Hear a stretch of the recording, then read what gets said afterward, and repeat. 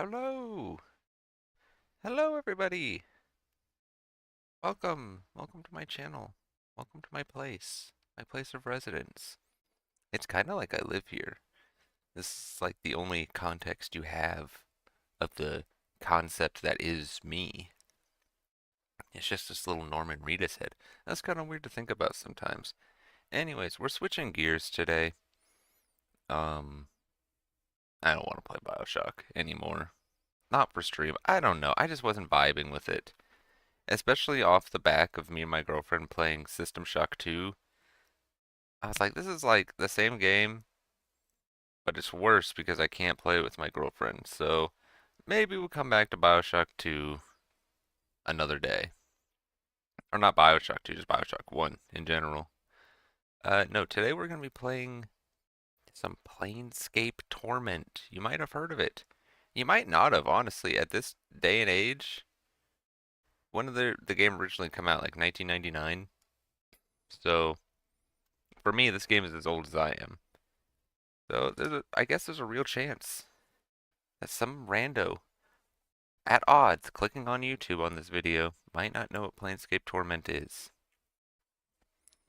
So maybe we'll rectify that for a few people. I don't know. I've tried playing a few times. I guess we can come over to my view. You can watch me look at my Steam. I've played a few times. On Steam, I have 16 minutes, but I've played it not through Steam on my computer before. I've played it on my PS Vita. I fucking own this game on my phone. Something in my soul just draws me to Planescape Torment, but I can never get very far. Usually because I lose interest. But that's what you guys are here for. You're gonna help me, and maybe if I get lost, some kind soul will come by and point me in the right direction. So let's get into this. I don't know if this game starts with a cutscene, so we'll be ready to stop talking if anything interesting happens. Oh, I don't... Sound is coming out the wrong spot. Hang on. There we go.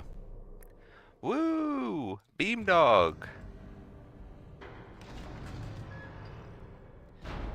I've also played Beamdog's Baldur's Gate remasters, enhanced editions, or whatever.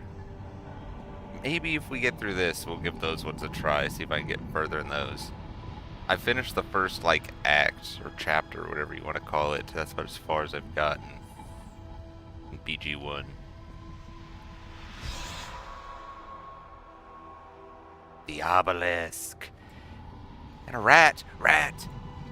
I'm a rat-type gamer. I see a rat and it makes me happy.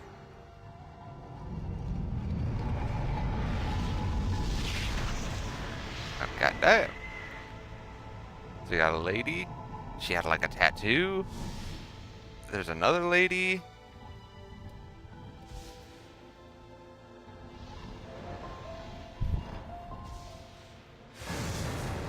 She gone. What the fuck is going on? Oh my god. This is like a fever dream, straight up. You. Oh, shit, is that Willem Dafoe? Do they got Willem Dafoe in this game?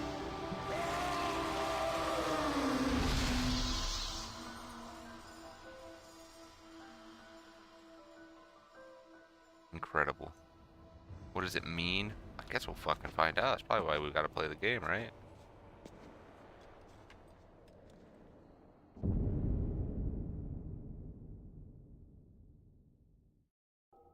Main menu, woo! Okay, yeah, I have no idea really what we're doing, so we're just gonna try our best. We're gonna make... Are there any settings I want to change? Ooh.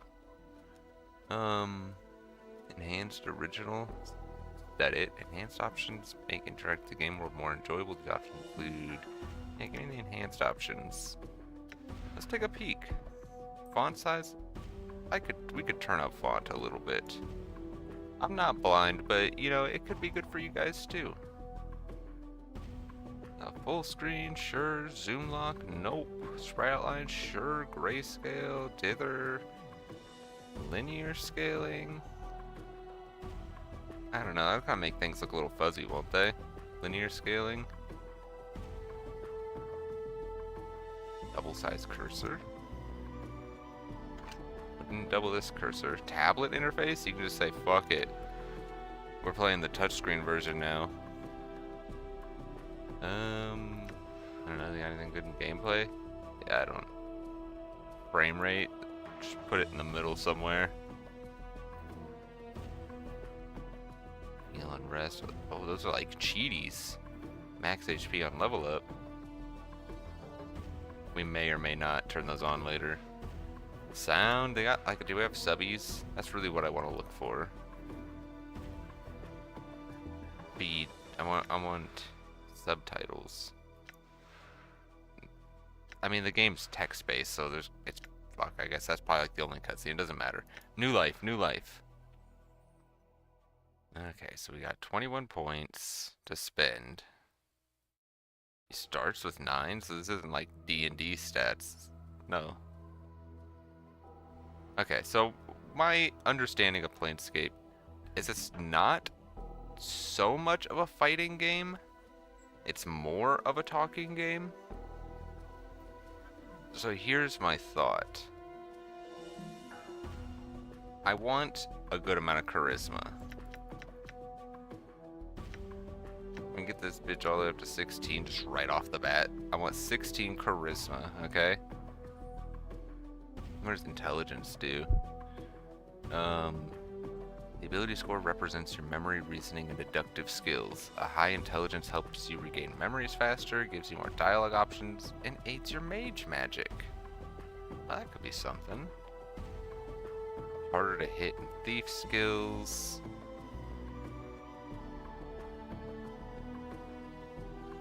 Helps you recall memories and gives you a bonus to experience points. Okay, my thought. We up the dex a little. We get 12 dex. Let's get 10 constitution. Does this work on... I guess I don't know if this works on D&D's normal rules or even numbers or your real increments. If I like...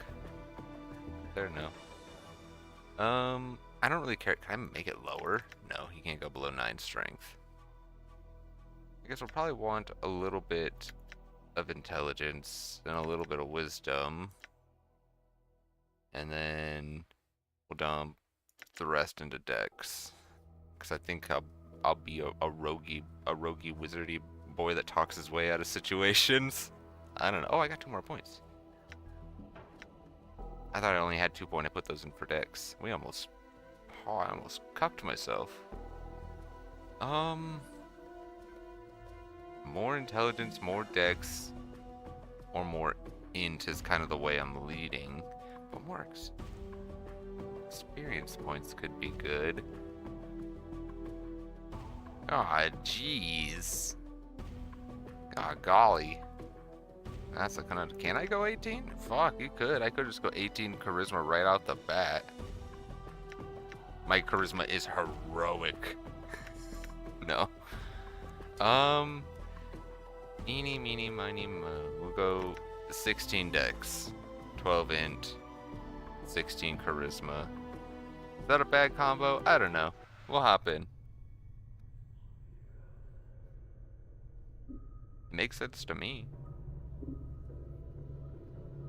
Hey, Chief. You okay?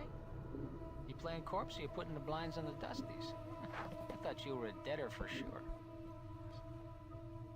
You're a debtor for sure.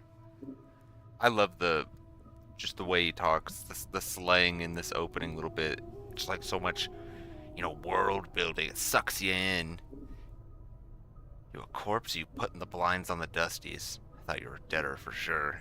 What? Who the fuck are you? What? Who am I? How about you start? Who are you? I don't know. I just started playing. You can't remember your name? Well, next time you spend a night in this burg, go easy on the bub. Name's Morte. I'm trapped in here too. You're trapped? Yeah, since you haven't had time to get your legs yet, here's the chant. I tried all the doors, and this room is locked tighter than a chastity belt. We're locked in where? What's this place? What's chastity? I know what it is. We're doing something called roleplay. It's called the mortuary. It's a big black structure with all the architectural charm of a pregnant spider. The mortuary? Am I dead? Not from where I'm standing. You've got scars aplenty, though. Looks like some Burke painted you with a knife. All the more reason to give this place life before whoever carved you up comes back to finish the job. Scars? Is it bad? Well, the carvings on your chest aren't too bad, but the ones on your back. Morte pauses. Say, looks like you've got a whole tattoo gallery on your back, Chief. Spells out something. What's it say? Does it say dude? Looks like you come with instructions or directions. Morte clears his throat. Let's see, it starts with one thing. I know you feel like you've been drinking a few kegs of Styx wash, but you need to center yourself. Among our possessions is a journal that'll shed some light on the dark of the matter.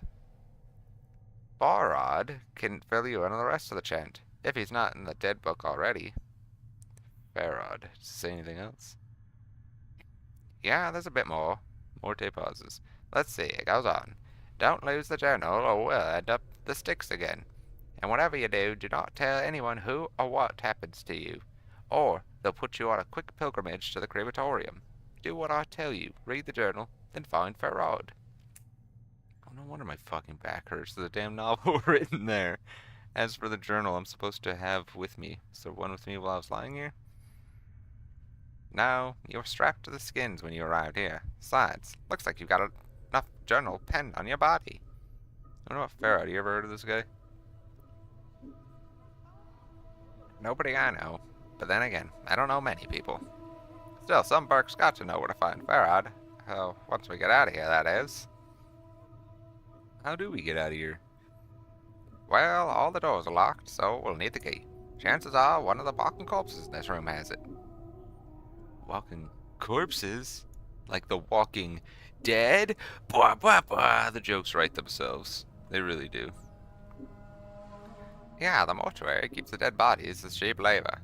The corpses are dumb as stones, but they're harmless. They won't attack you unless you attack first. That's some of the way. Don't want to kill him for a key. Yeah, I'm not a killy guy. I'm like a thiefy guy. What? Do you think it's gonna hurt their feelings? They're dead. But if you want a bright side to this, if you kill them, at least they'll have a rest before the keepers rise them to work again. Oh, all right. I'll figure it out. Well, before you do that, arm yourself first. I think there's a scalpel on one of the shelves around here. Note, search the shelves in the room for a weapon to attack the zombies with. When you find one, go to the inventory screen, the backpack button on the lower right, and arm yourself. If you wish to examine any of the items you find, right-click on them in the inventory screen. Alright, I'll look for one. Oh, one last thing. Those corpses are slow as molasses, but getting punched by one of them is like getting kissed by a battering ram. If they start getting an edge on you, remember, you can run, and they can't. Use it to keep some distance if you need to recover. Note, to run, either toggle run in the options screen or hold down the shift key and left click the area you want to run to. If you're in danger of dying, use running to keep your distance from the zombies while you recover. Alright, thanks for the advice.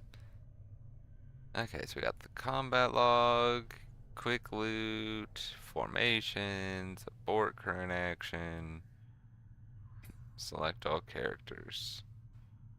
Combat log, quick loot, how to play, party members. Okay. God, jeez. Okay, so yeah, you can pause and pause. You can swap weapon, spell, item. Okay, special ability, dialogue. Okay. Oh. We gotta like read a fucking novel on this shit. Open a menu to adjust various game options to load the game. Okay, I mean, they all have little things. I just gotta kind of know what's in that area. Pre-scrolls, journal, the statistics, dialogue window. Lock view on character. Which one is that? This one? And toggle party AI. Okay, then rest parties, magic, map, inventory, show hide hit points. Which one is the show hide hit points?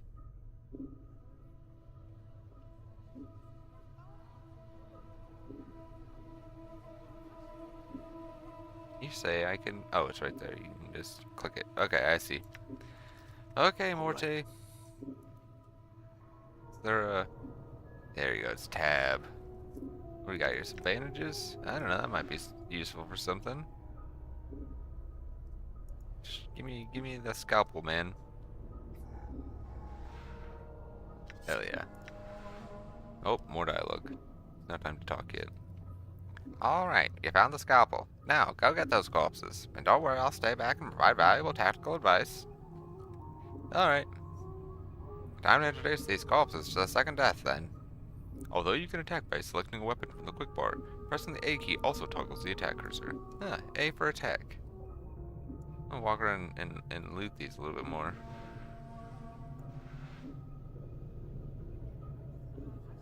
Oh yeah, fuck. Run is... You haul when you run. God damn. Like someone is in the middle of dissecting this corpse.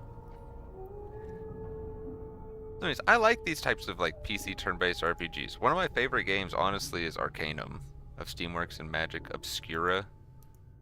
And it's like the same shit. My only problem with these types of games is I'm stupid. I like forget stuff. I'm very forgetful, and not a lot of these have, you know, a lot of these games don't have good like journals. So I forget stuff. But this time I've come prepared. I have a clipboard.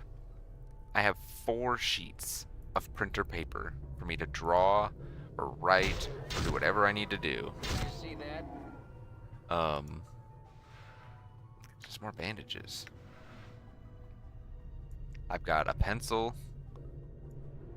Let's talk to him.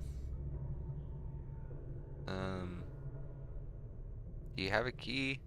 Examine the corpse. The corpse looks like the one with the key. It is holding it tightly in its left hand. Its thumb and forefinger locked around it in a death grip. It looks like you need to hack the corpse's hand off to free the key.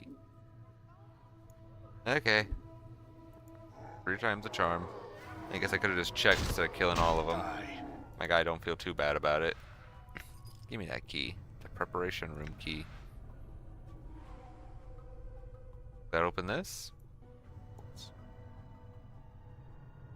We'll need a key. Do I have to like use it?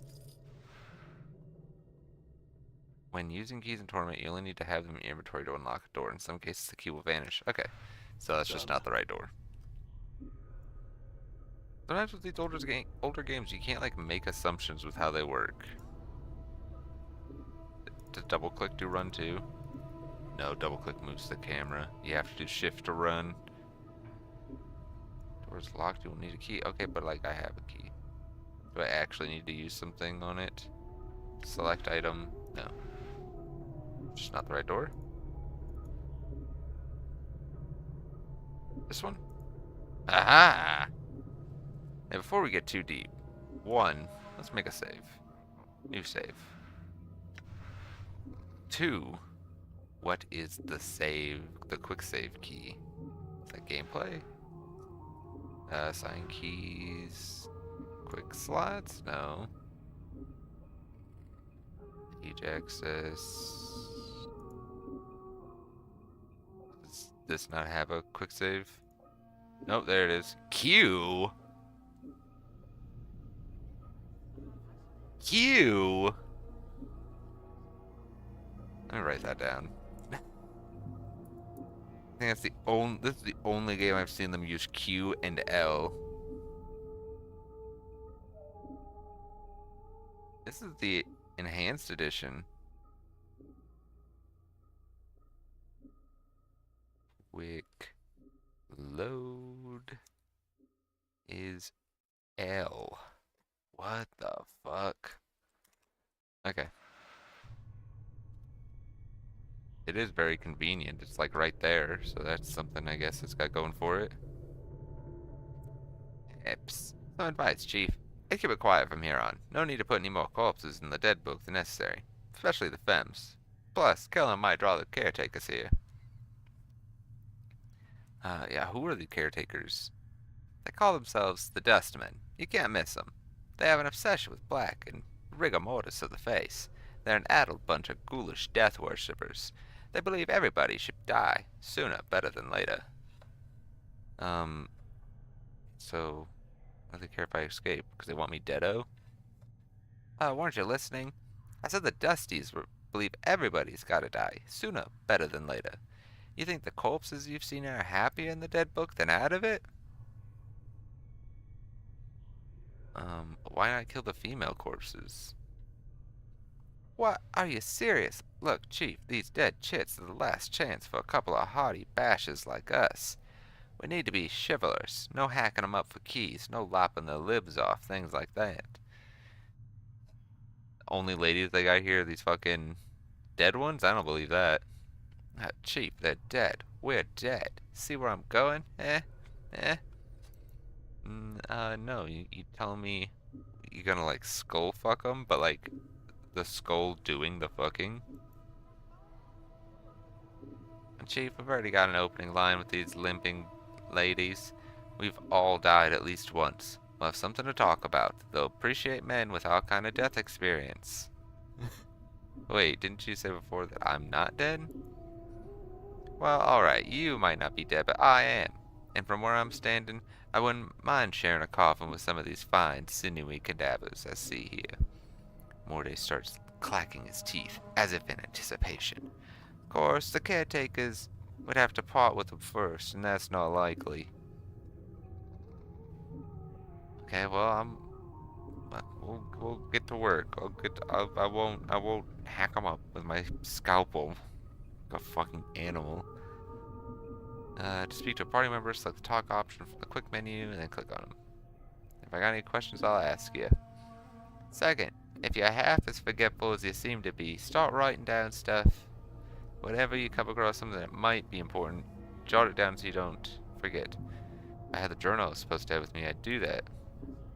Start a new one then, Chief. No loss. There's plenty of parchment and ink around here to last you. Alright, it wouldn't hurt. I'll make a new one then. Use it to keep track of your movements. If you start to get cloudy on important things, like who you are, or more importantly, who I am, use it to refresh your memory. No, Dex, that's your journal. Select the journal button. Alright, let's go. Journal. Oh, thank you for updating your journal. I have my own journal here. Let's see what we got around. There's another door up here. Do I want to go through that yet, though? Anything good over here? Nothing, okay. Through the door! Come on, click on it. Dig it. Ooh, loot.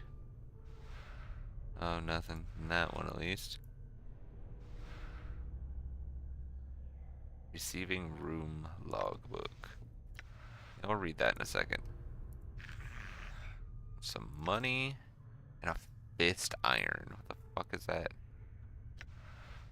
Okay, so I gotta go to my inventory. You gotta read it. This huge logbook lists mortuary procedures in a tight crab script. All shells entering the mortuary are to be delivered to the receiving room and logged with the scribe on duty before being embalmed or cremated. The records are to be checked to determine if the shell is one of the contracted, and if so, do not prepare the shell. Move the shell to one of the preparation rooms. Contact the scribe on duty and notify him that a contracted shell is to be raised. Be certain that a shell is thoroughly stripped of its possessions before being sent to the preparation rooms. The contracted workers are intended for simple manual labor and do not have the capacity to search and strip a shell. The faction is not responsible for any possessions lost or items stolen by collectors who have brought the shells to the mortuary. The shell's possessions are to be stored in the receiving room until an initiate can be sent to claim them. Please catalog all possessions in the logbook. Following this list is thousands of entries of bodies that have been sent to the receiving room. As you flip through the rest of the book, however, you notice the last page has been cut out. Ooh. Not usable by mages. What class? I'm a fighter right now. So it's 2 to 4 crushing damage with 1 speed and 1 weight. It's the scalpel guy. I wasn't even using the scalpel. I was just punching those guys to death.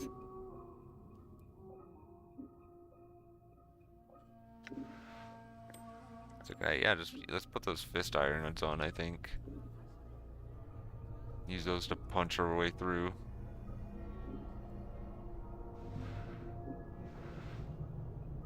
Oh, hang on. I want to go loot this up here first.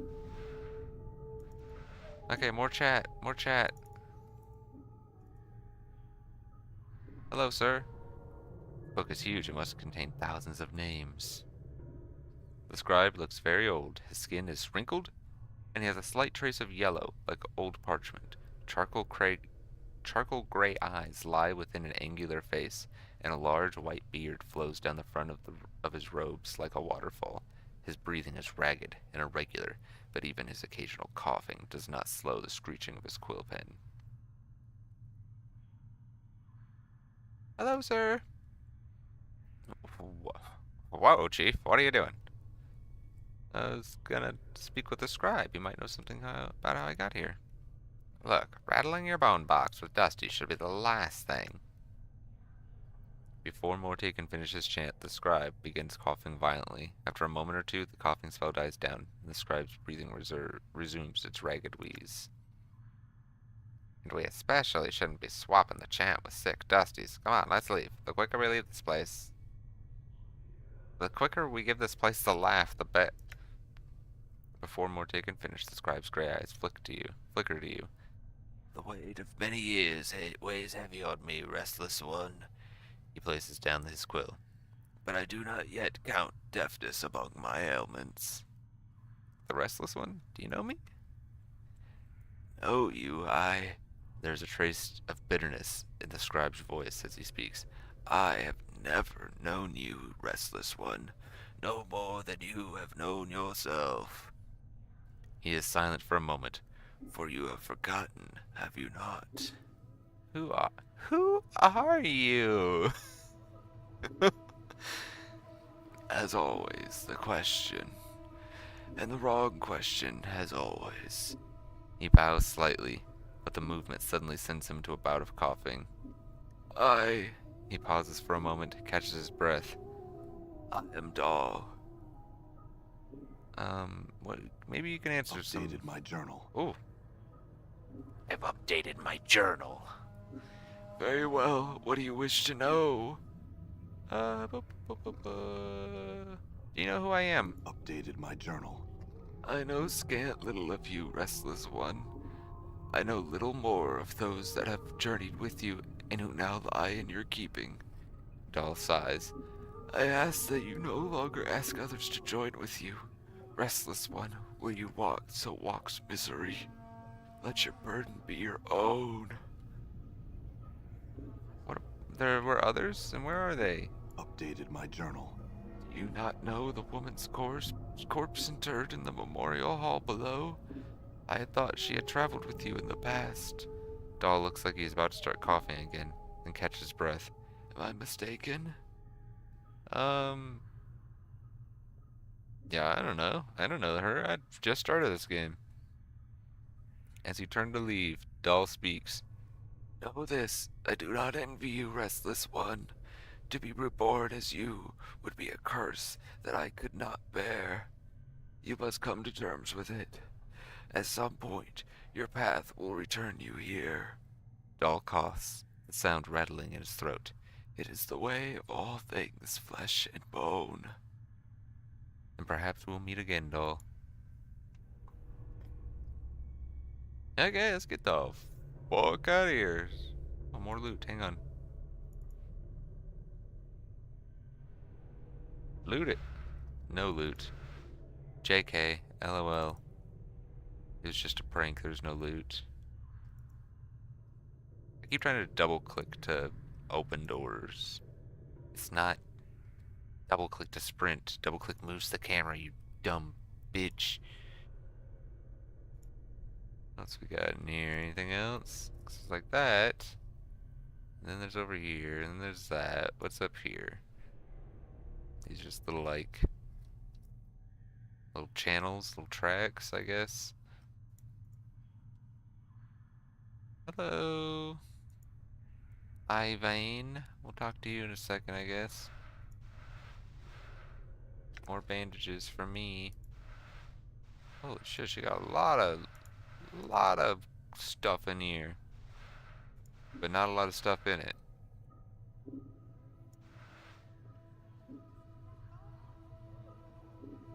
What is this? These barrels contain a murky fluid. It smells like a cross between vinegar and formaldehyde.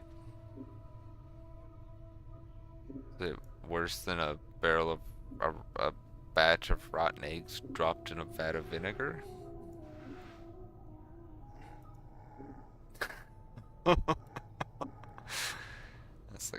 That was a dumb joke. Okay, Ivane, tell me your story.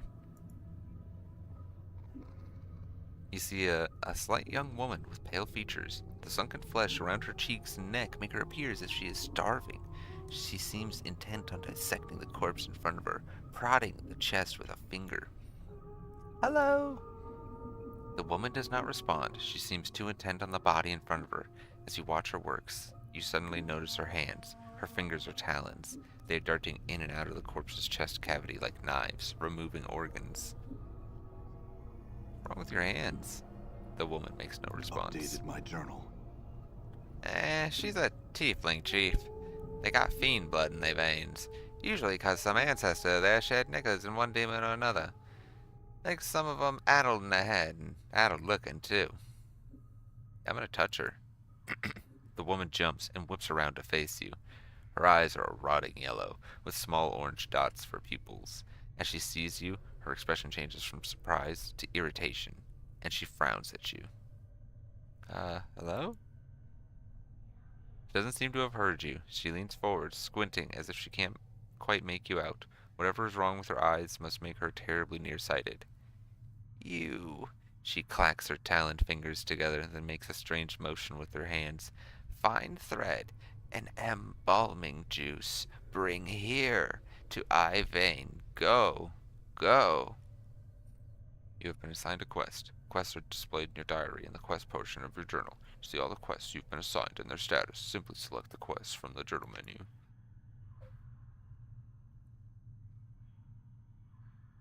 What's up with your hands, Updated girl? my journal. She turns away. She makes no sign she heard you. I think the dusty chit might be a bit short of hearing, Chief. Let's lay off, shall we? Okay, so he's just telling me the tiefling stuff again. So she wants embalming fluid and what? A needle and embalming fluid. Does this stuff have... Do these have stuff in them now? Or is it still empty? They're still seeming pretty empty, so I think we gotta move on, Mort. Come on, boyo.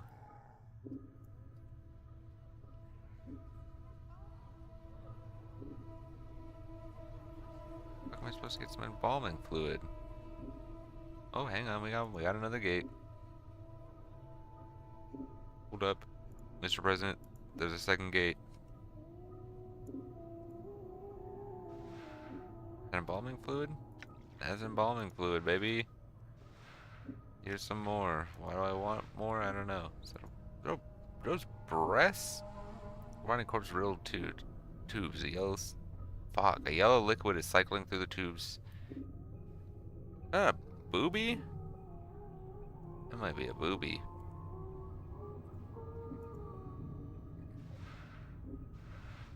More. We gotta find a needle, dude. Where that though? Is this locked? Thievery T. T did something. Whatever. Oh, I press T again to close that. Yeah. I ain't got no key.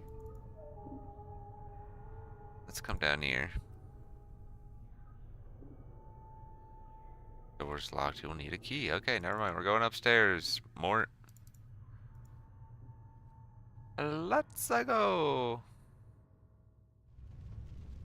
Mortuary, 3rd floor. I'm gone. Got any needles in here?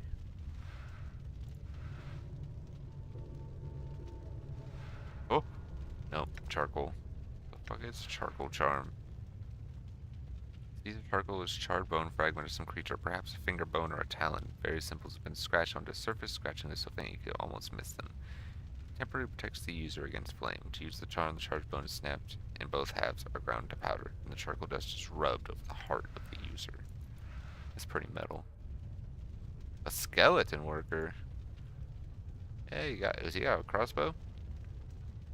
This skeleton, number 748, according to the number chiseled above its brow, is odd only in that some of its teeth appear to be false ones made of reddish-brown stone.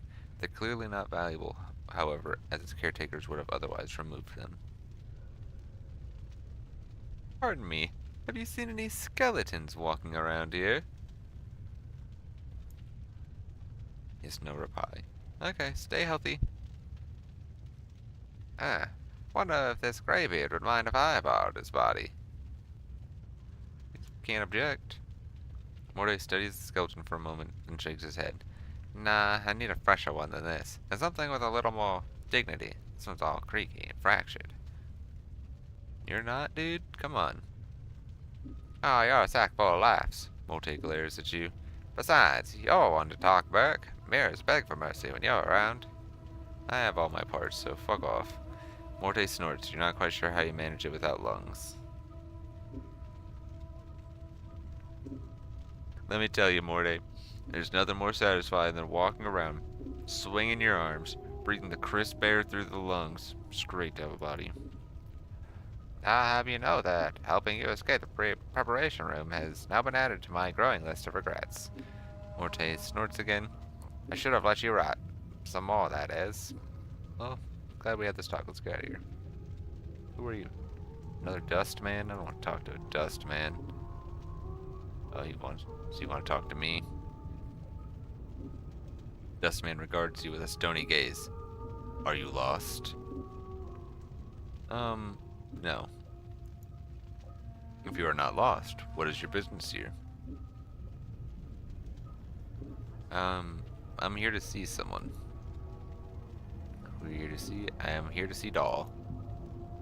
Doll is most likely in the receiving room on the 2nd floor. He is quite busy and not in best of health. Unless you have pressing business, I would not disturb him. Well, thanks. Thanks for the heads up. I'll keep that in mind. You have a needle? Needle. Nope, I ain't holding. I'm out of here. I already got interviewed by the other guy. He said I'm chill. I'm here to see Doll. And where's my tiefling girl? Can I recruit her? I'm gonna go probably not since she has like this basic model. She's still... Hey, girl. She taps you, sees you frown. Dumb zombies. She collects her talons together impatiently, then makes a stitching motion with her fingers. Find thread and embalming fluid. Bring here to Iveen. Go. I got it. Updated my journal. Without missing a beat, Iveen snaps the thread from your hands and hooks it around one of her talons, then begins sewing the corpse's chest. She takes the embalming fluid and begins to apply a layer to the corpse. Oh, wait. Within minutes, she is finished. She clicks her talons, then turns to face you. To your surprise, she extends her hand and drags her talons along your arms and chest. Should I keep playing? Looks like you have a new friend, Chief. You two need some time together, or... I'm gonna keep playing zombie. Is she gonna, like, kill me, or is she gonna, like, fuck me? As she traces your arms and chest, suddenly notice she seems to be examining your scars. She withdraws her talons, clicks them twice, then bends forward and examines some of the tattoos on your chest. Who write on you? Hivers do that? Hivers do that? No respect for zombies. Zombies, not paintings. She sniffs, then pokes hard over your scars. Just one bad shape, many scars, no preserves. Her talons suddenly hook into the thread you brought her, and lightning-like, she jabs another talon into the skin near one of your scars. It feels barely more than a pinprick, but looks like she's about to start stitching you up. Fuck, I'll let her go. Updated my journal. The sensation is curiously painless as Ivy begins to stitch up your scars. When she is done, she sniffs you, frowns, then stabs her fingers into the embalming fluid. Within minutes, she has dabbed your body with the fluid, and strangely enough, it makes you feel better. This may be second time in my life Oh, this is Morte. Yeah, this may be the second time in my life I'm thankful I don't have a nose. Ivy puts the last touches on your body, gives you another sniff, nods, then makes a shooing motion with her talons. Done. Go, go. Hell yeah, baby. +1 HP. How much HP do I got? 23? Mort, you ain't got shit on me, boy. Okay, I guess back upstairs we go. We gotta find a key somewhere.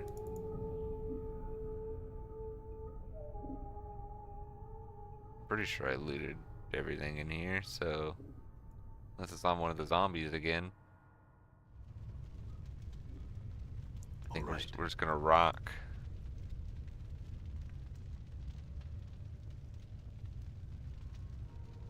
Am I not allowed up here, guys? I'm making a fucking run through. Give me all your shit. Clot charm? The fuck is that? Dustman balling charm lesser, mortuary task list. Fuck it. I need a key. Junk. I'll take some junk.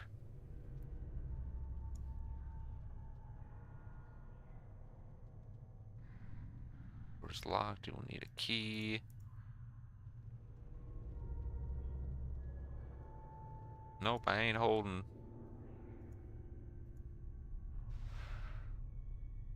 Mortuary sanctum key. I'm gonna juke him. I'm juking him. Ooh. Badass. Let's go downstairs, Mort. Come on. We got what we needed, I think. Okay, so now I'm gone. I think we can open this door over here. Right? Yeah. Uh-huh. Uh-huh. It's like I'm some sort of gamer. What is this? Dead guy? He had cleaning rags on him. I'll take that.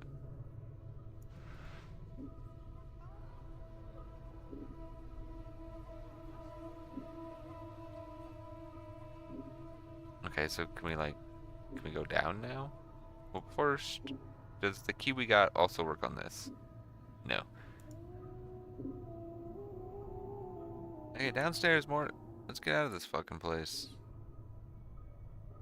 Okay, we're on the first floor. I'm gone. Make sure there's nothing up here for us to check out. Oh, it does loop up. Who are you? Do you have anything for me? Female corpse, the number 331, chiseled to skull. See anything interesting? No. Okay. Doesn't hurt to try. Doesn't hurt to check. Nope, I'm out of here. I'm out of here. You can't catch me. Okay, we not walk through there? There you go.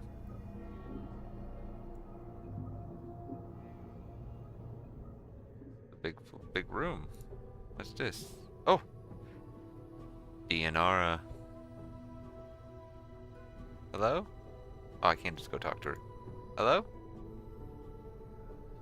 You see a strikingly beautiful ghostly form before you. Her arms are crossed, and her eyes are closed. She has long, flowing hair, and her gown seems to be stirred by some ethereal breeze. As you watch, she stirs slightly, and her eyes flicker. Hello? You. What is it that brings you here? Have you come to see firsthand the misery you have wrought?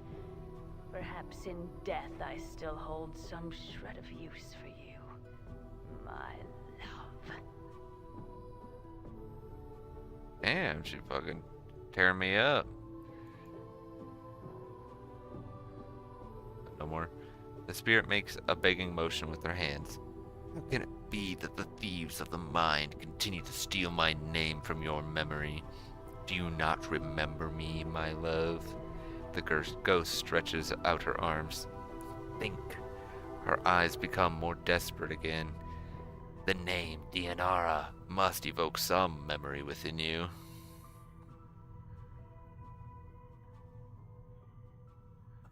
Yeah, tell me more, Dianara. Oh, at last the fates show mercy. Even death cannot chase me from your mind, my love. Do you not see? Your memory shall return. Tell me how I can help you, and I shall.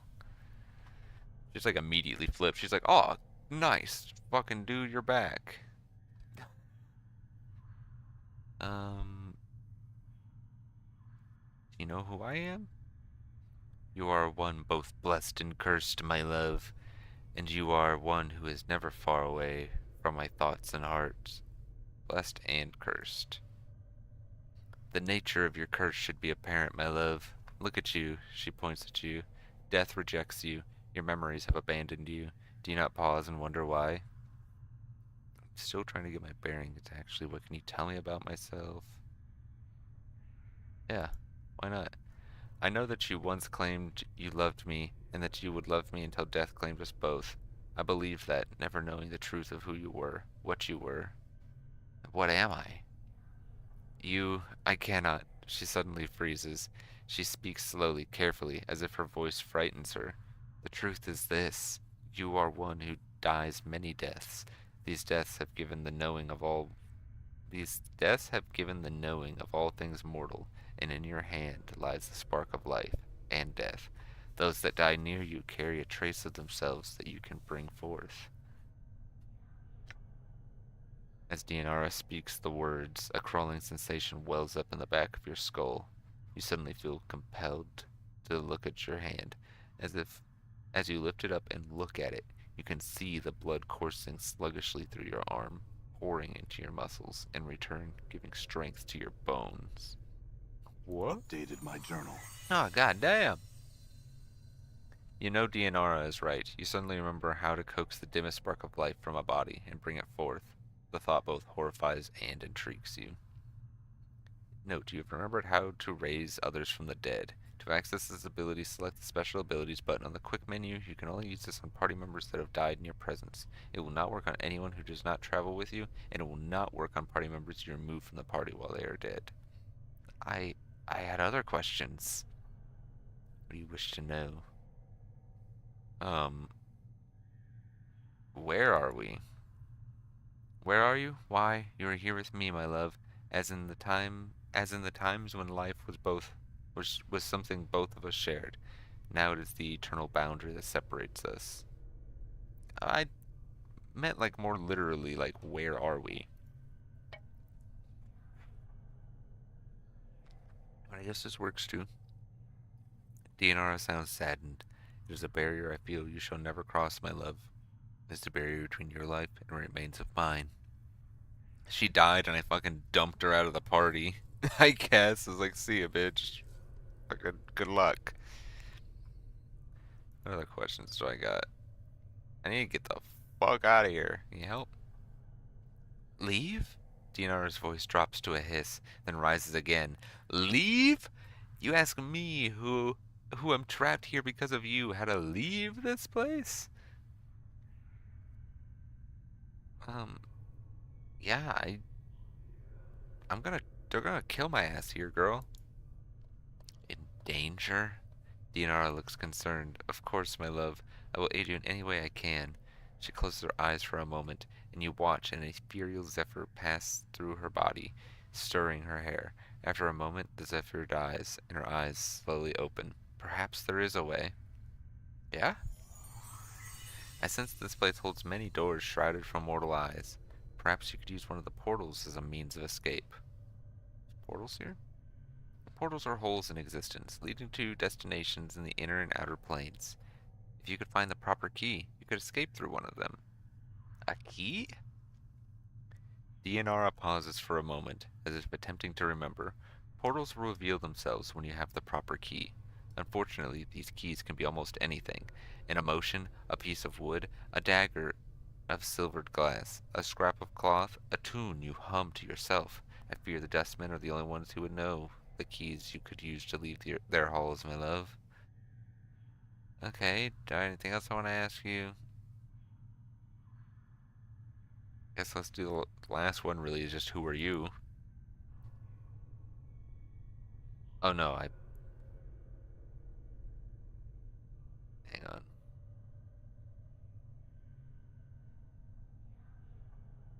on. Your name evokes passionate thoughts and it's awesome. I'm gonna get out of here. Hold a moment. I learned much when I traveled with you, my love, and what you have lost I have retained. I have not divulged all that I know to you. My sight is clear whilst you fumble in the darkness for a spark of thought. And what do you see that I don't? Time itself relaxes its hold as the chill of oblivion slowly claims us, my love. Glimpses of things yet to come swarm across my vision. I see you, my love. I see you as you are now, and Dianora grows quiet. What do you see? Tell me, God damn it! I see what lies ahead of you. It ripples through the plains, stemming outward from this point. Shall I speak of what I see? Tell me. First, I require a promise. Promise you will return, that you will find some means to save me or join me.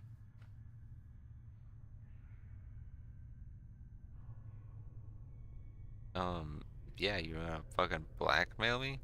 Or should I make an eternal vow to save my past love?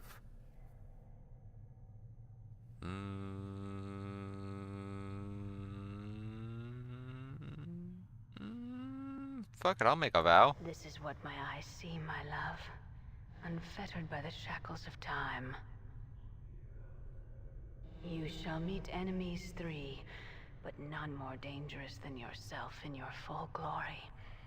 They are shades of evil, of good, and of neutrality, given life and twisted by the laws of the plains. Okay. You shall come to a prison built of regrets and sorrow, where the shadows themselves have gone mad. There you will be asked to make a terrible sacrifice, my love. For the matter to be laid to rest, you must destroy that which keeps you alive, and be immortal no longer. Destroy what keeps me alive? Is this the solid snake method of dialogue? I know that you must die, while you still can. The circle must come to a close, my love. You were not meant for this life. You must find that which was taken from you and travel beyond, into the lands of the dead. I still can? Yeah, like, what do you mean, like... Updated my journal.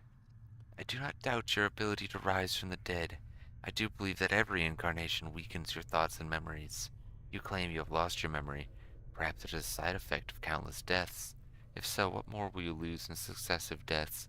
If you lose your mind, you will not even know enough to realize that you cannot die. You shall truly be doomed. Countless deaths? How long has this been going on? Do not truly know, except that it has gone on long enough. Farewell, Dianora. I shall wait for you in death's halls, my love. She smiles, but there's only sadness in it. She closes her eyes, and with an ethereal whisper, she fades. Hey, you back with me, Chief? You kinda drifted out on me there. You know who that spirit was? Yeah, spirit? The specter I was talking to, the woman.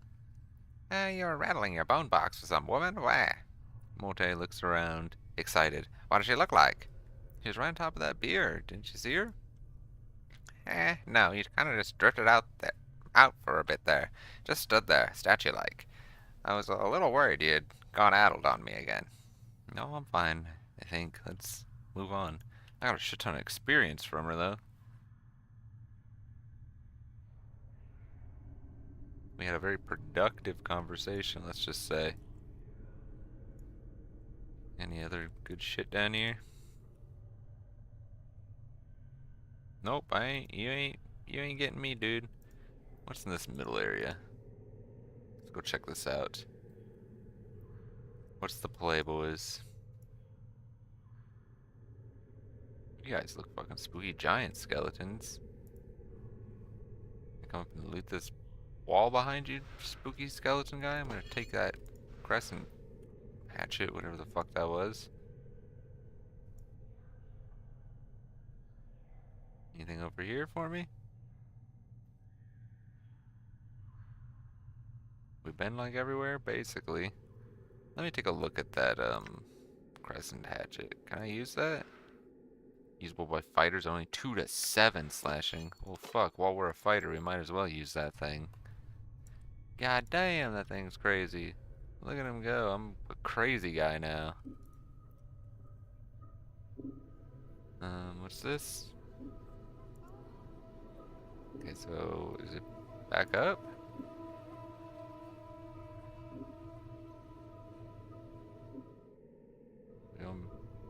Guess we're back on the second floor.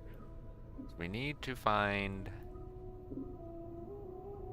Maybe I should talk to one of those guys down there. Fuck it. I'll go talk to him. How do I get out of here? Done. My options are either talk to one of these dusties or go back and try and chat Doll up. Hey, tell me how to get the fuck out of here. Are you lost? Yes, I'm lost. Fuck it. I'll wait. Justin takes a step back and claps his hand together sharply 2 times. In response, a great iron bell starts tolling throughout the mortuary. Alright then. Oh, okay. I don't think this is gonna go well for me. Pause. Get that guy.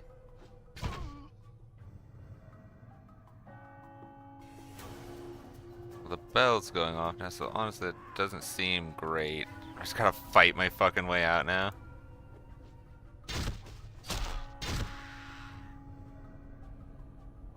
Fuck it, I guess. Oh wait, this guy had loot on him. Oh, he had shit. Can I wear the Dustman robes? One, can I put this ring on? It doesn't do anything. What we can wear? Can I wear Dustman robes? Wait, usable only in the mortuary. Disguises the user as a Dustman. Okay.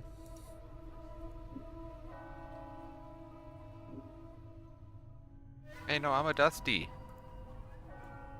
Attack him. Can I not? Oh, it just makes you use the knife animation, I guess, while you're dressed as a dust. Take you back upstairs. I want to go try talking to... What's her name upstairs?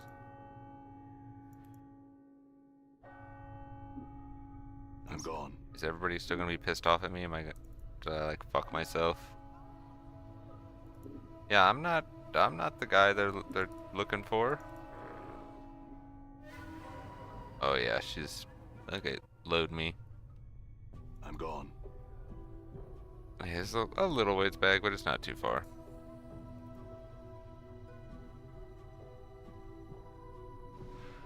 Give me that. Back out of there. Throw that on. Okay, and we're practically caught back up. So now we're going to quick save.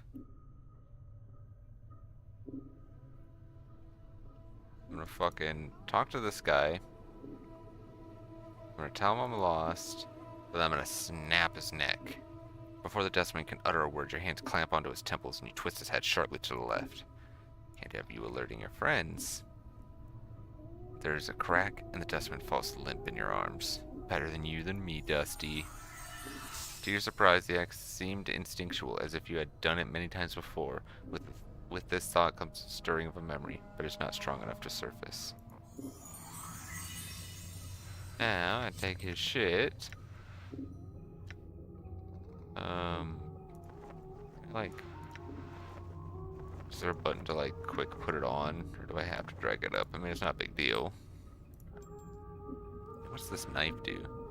1 to 3 slashing. Edge. Oh yeah, this task list. Is there anything good in here?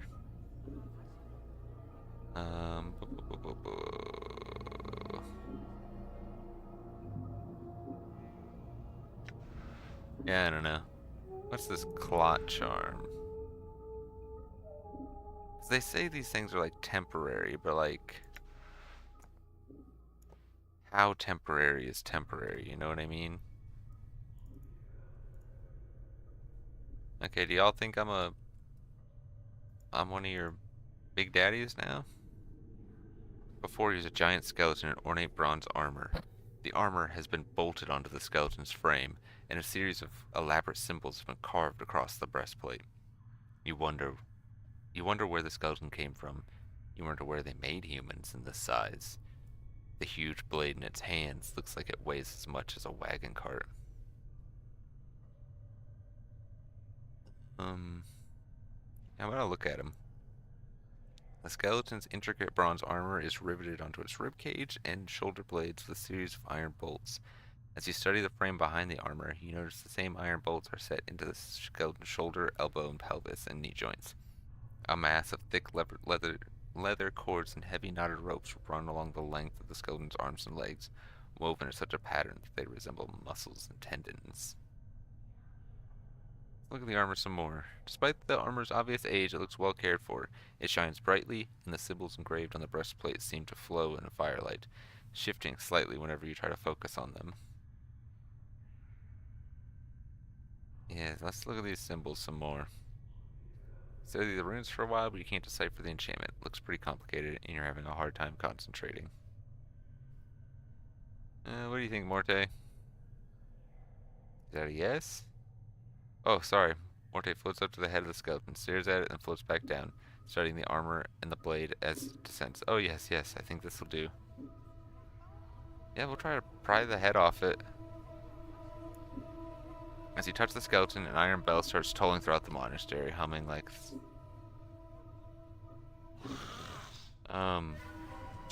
just that one? Walk over to him, dude.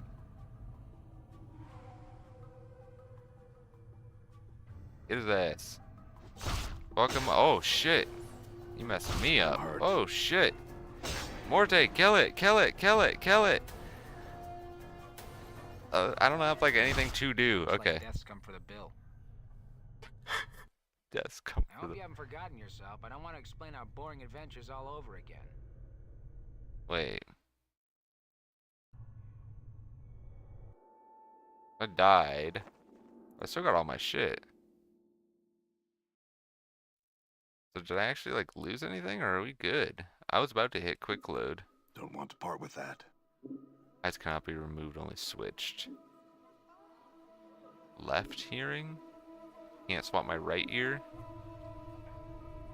Okay. I'm gone. Interesting. Interesting. We tried. Could I have actually gotten that body for Morte?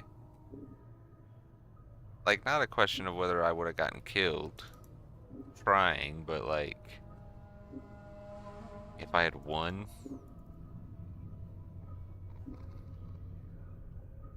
Hey girl, do you got anything to say to me now that I got this sick ass robe on? Still dissecting. Updated my journal. You study the motion of Avian's hands. You feel prickling along your scalp, and suddenly you find your vision swimming and blurring until you're standing in front of a freshly slain corpse. Rigor mortis making a mockery of its smile. The number 42 has been stitched onto its scalp. The zombie is laying on a slab, and you have just finished stitching up his chest. You have placed something inside, something that may prove useful if you come this way again. Echo, keep these things safe and wait for my return. What the fuck? The memory of your voice echoes strange and hollow to your ears. You cross your arms in front of your chest, and to your surprise, the corpse does too. After a moment, its hands fall back to its side, and as it does, the vision fades until you're watching Ivine's hands make their stitching motions once more. You have regained a memory. Memories can give you additional experience point skills and maybe even lead to you gaining something else of value later on.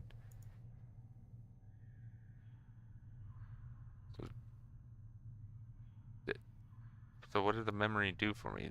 Was there supposed to be something in there for me? Kinda confused what the point of that was. What's this door over here?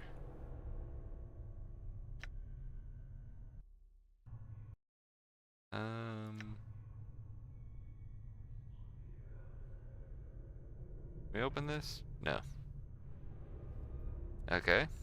Doll, you got anything else to say? Can I talk to you some more? And some more questions. How do I get out of here? Front gate is the most obvious exit, but they will not let anyone other than Dustman pass. Doll breaks into a ragged cough. One of the guys by the front gate has a key to it, but it's unlikely he will open it for you unless you're extremely persuasive. The front gate. Ooh. Oh, because I pressed S. I tried to use WASD to move. Because I have that mode on.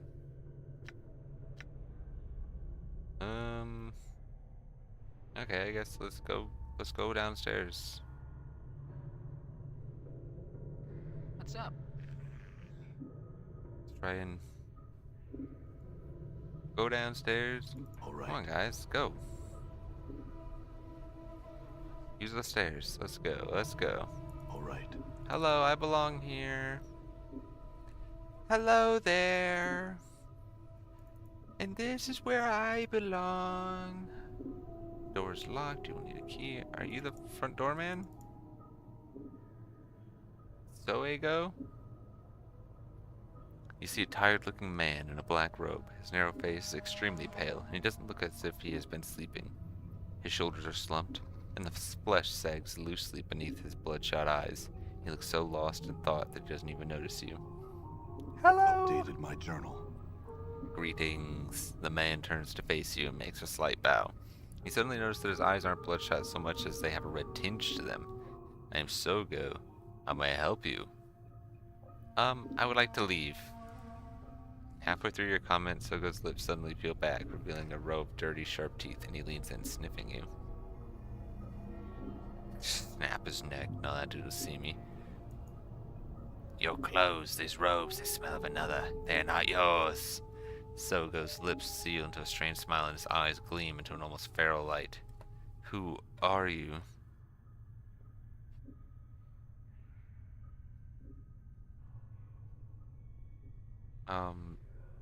They belong to is not your concern.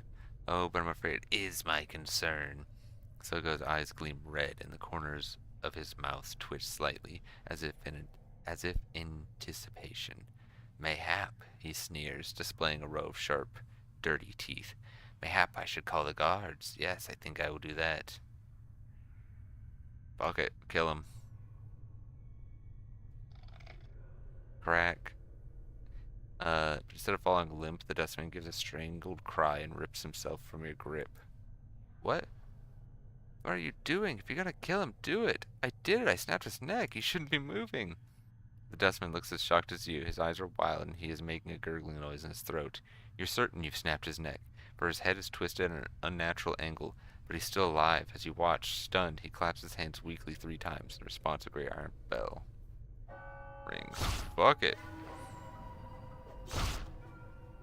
Help me. God damn it. Damn. Beat the shit out of this guy. It's not going too good for us, guys. I'll be honest, it's not going well. I'm hit. Get him. Get him. Nice. Easy. Take those. I don't need more robes. 1 robe will do for me. Get the fuck out of Dodge, boys.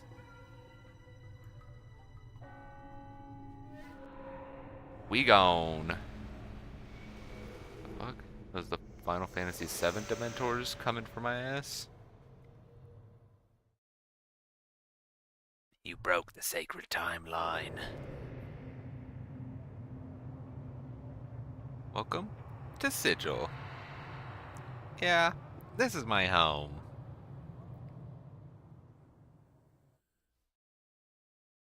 I live on a Mobius Strip planet. Escape the mortuary. Hello, everybody. Dustman gate guards, I am getting the fuck out of here. You got anything to say? Hey, what's eating you, Chief? What can you tell me about Sigil? Yeah, Sigil's a ring-shaped shitty. A ring-shaped city that's squatting on top of an infinitely tall spire in what some claim to be the center of the plains. Of course, how could it be at the top of an infinitely tall spire? And how the city could even be at the center of the plains raises some questions. Anything else? Well, Chisel's called the City of Doors, mostly because there's a lot of invisible doors that lead in and out of it. Just like any arch, door frame, barrel hoop, bookshelf, or open window might be a portal under the right conditions. It all depends on if you have the key to open it. Keys? See, I guess the best way to explain it is, most portals are sleeping, right? You can walk right through them, by them, on top of them, nothing would happen. Every portal has something that wakes it up. That could be the tune you hum to yourself, a load of week-old Bitopian bread, remembering that your first kiss was like, and then bam, the portal gets its juices flowing, and you can jump through it, whatever's on the other side. Like where? Anywhere, Chief, literally. Any place you can think of, there's a portal there. That's why Sigil's so popular across the plains. Okay, what are the cool things can you tell me?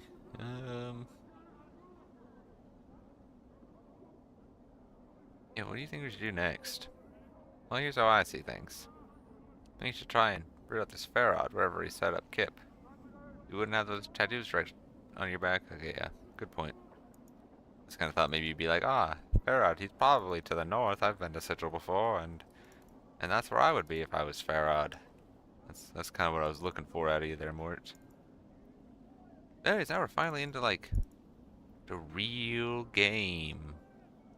Woo-wee. I thought I turned scroll lock off. What's this fucking shit? Hello, guys. True death awaits us? What you got in here? The obelisk.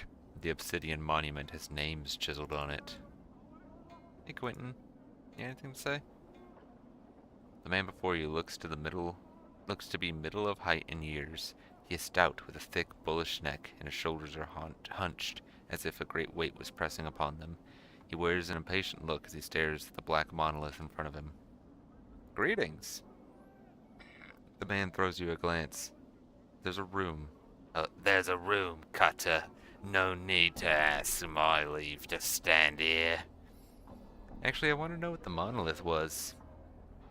It's a tombstone for the plains, he scoffs. Graveyards of names are scratched on that rock. Can only hope my name's the one that'll split this stone in twain. He points to the base of the monolith. Quentin, right there, hammering in just hard enough to send the damn thing crashing down. Tombstone for the plains? Aye. Quentin smiles ruefully. The dusty scratch the names of the dead on this monument here. He gestures around him.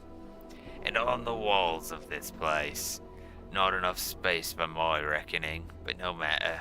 They do their best. Can barely read half the names. And what are you doing here? Reading the new arrivals. Try and find a new one every day. Trying to remember if I knew him. Nothing more. Just to record the names of all that have died in this monument? Aye, they scratch 'em on this rock, and scratch 'em on the walls in this place too. Don't know why they take the trouble to take accounting of the dead. The Dusties have more care for the living. The living? Aye, you know about the dustmen mourners that come to this place. They aren't mourning the dead, you see. They're mourning the living. You can barely get a word in with them edgewise without 'em asking to mourn some poor living bulk for ye. Why do they mourn the living? Ah, you got me there, Cutter. He shrugs. Might want to put the question to 'em, though. Seems to me the dead are thrice worth the pity of any poor soul living in this pit. He nods at the monument. Every name on there is blessed in my book, it is. You ever know anybody who came back after the name was put on there? You mean come back from death? Quentin shakes his head. Not a one, Cutter. Everything that lives dies, and that's the way of things. He shrugs. Still, considering the plains go on forever and all, I suppose anything's possible. Suppose so. Say, I had some other questions for you. No, I'm asking. I see, thanks. I'm out of here. Sevtal, who are you? The woman's face looks broken and she is covered in scars. They look like bite marks and fingernail cuts. She is cradling the shards of several rags in her hands and is staring emptily at the wall of the monument, at the names there. Hello! Get you back, the woman's teeth peeled back, displaying a row of black canines. What you want of Sevtai? What's the matter? What's wrong? Those Chaos men wrecked my cart, attacked me, killed 3 of my sisters who tried to stop them. Not sisters anymore. They're nothing but names on this memorial wall. Chaos men? Chaos men, a faction, they says. What are they in an addled bunch that runs wild through the hive and does whatever's they please? We never did no harm to them, and they lope in like dogs and tear apart anything within their reach. Yeah, who are they? They're a hiver gang. A bunch of addled solids that call themselves the Starved Dogs Barking or some such barmy nonsense. I wouldn't mind penning some men in the dead book for some coin. You got the copper, we could talk some terms. A copper earring in your purse if you pen 3 of those murdering sods in the dead book. Jig? Where are they at?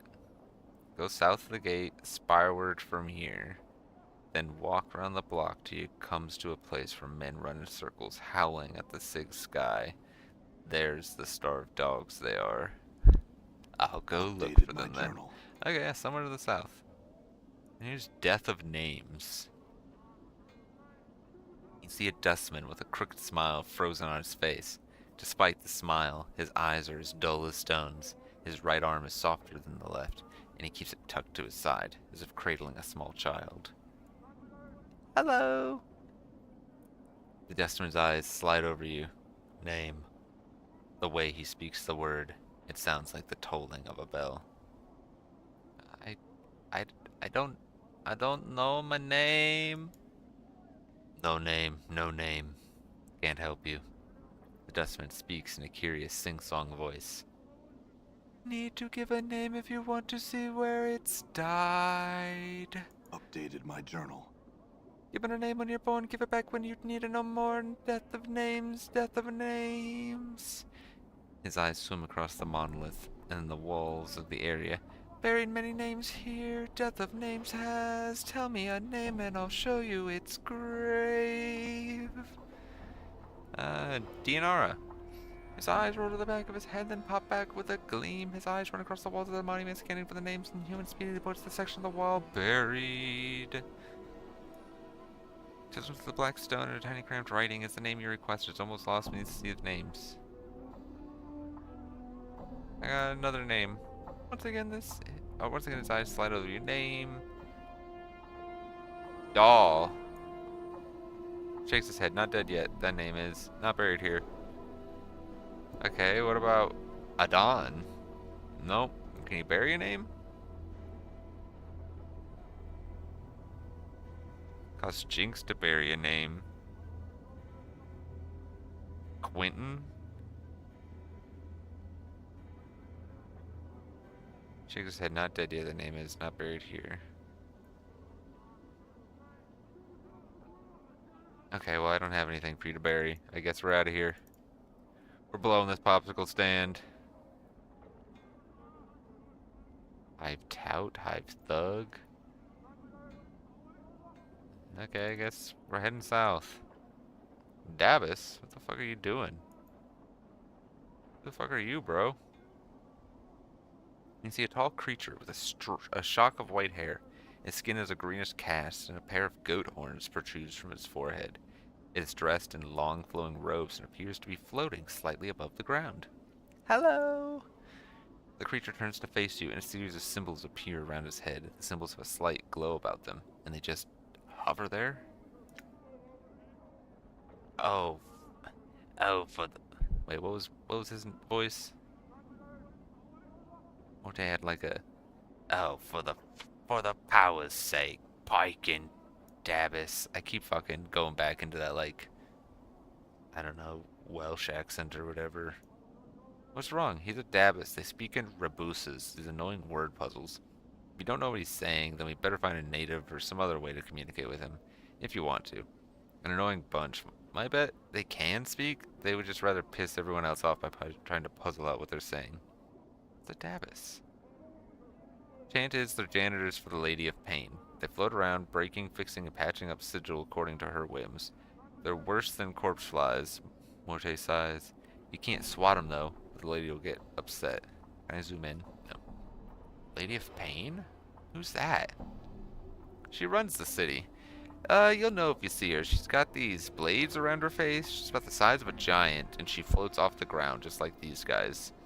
Morte nods to the Dabbis, who is looking at you both. Nobody knows much about her. She doesn't speak much. All you need to know is that you don't want to make her angry. If you see her, my advice, run. I see. The Dabbis waits patiently, its hands tucked into its sleeves. A series of symbols materialize above its head, and they vanish, and a question mark appears.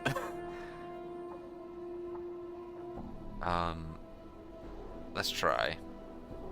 You ask the Dabbis several questions, trying to get a feel for the rebuses that appear above its head. Although it is extremely patient throughout your discussion, you can't seem to get the hang of it. Eventually, the Dabbis stops floating symbols and simply waits. Yeah, Morte doesn't know. I'd sooner be strained through a Tanari's bowels than unravel what these floating goat heads are trying to say. You want a translator? Find a sigil native. Let's see. I'm sorry, dude. A series of symbols appear over the Dabbis' head, then it bows and turns away.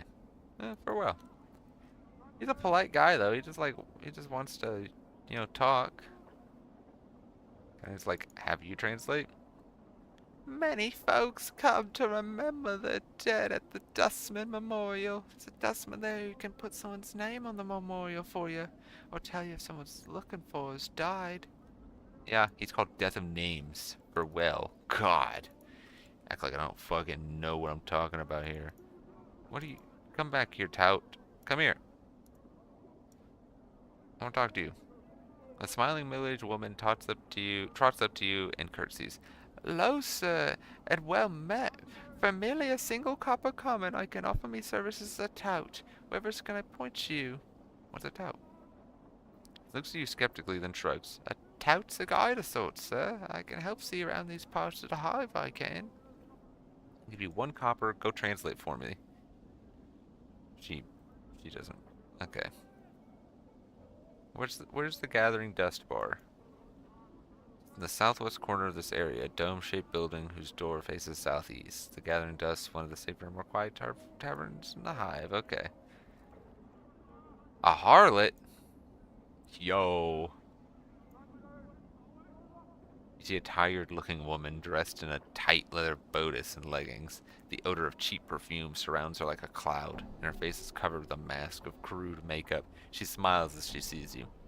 Why don't you stay and chat with me a bit, love? I'll talk to her. The woman looks coyly at you.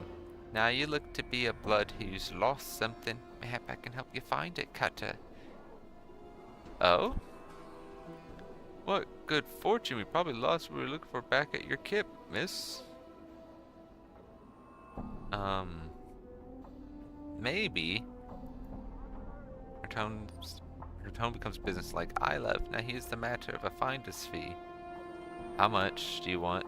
Some coppers for a glance at what you're missing? 10 coppers to actually find what you're missing.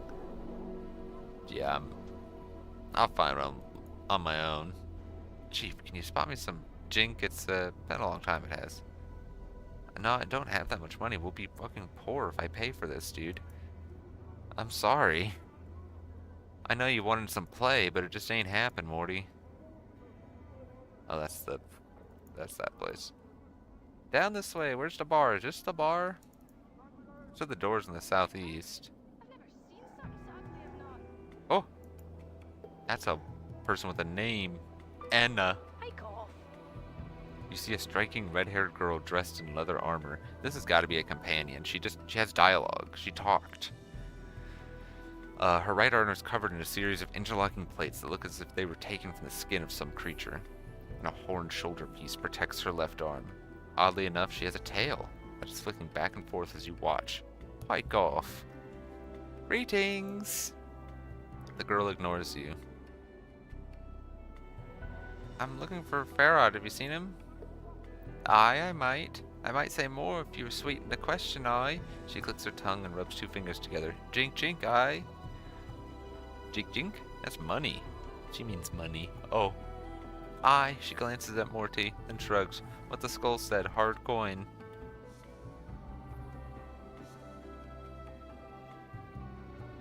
Bar that, I have nothing more to say to you, Burkett. Did I fuck? Seen something so ugly I've not. Well, You didn't what pay is it? me. Alright, I mean, I didn't pay her. You got a tail. What's up with that? Do I now? The girl looks at her tail. So I do. And here I was, thinking it was a trick of me eye. My, aren't you a sharp cutter? She bares her teeth. Why, don't you piss off to whatever hole you crawled out of and leave me be.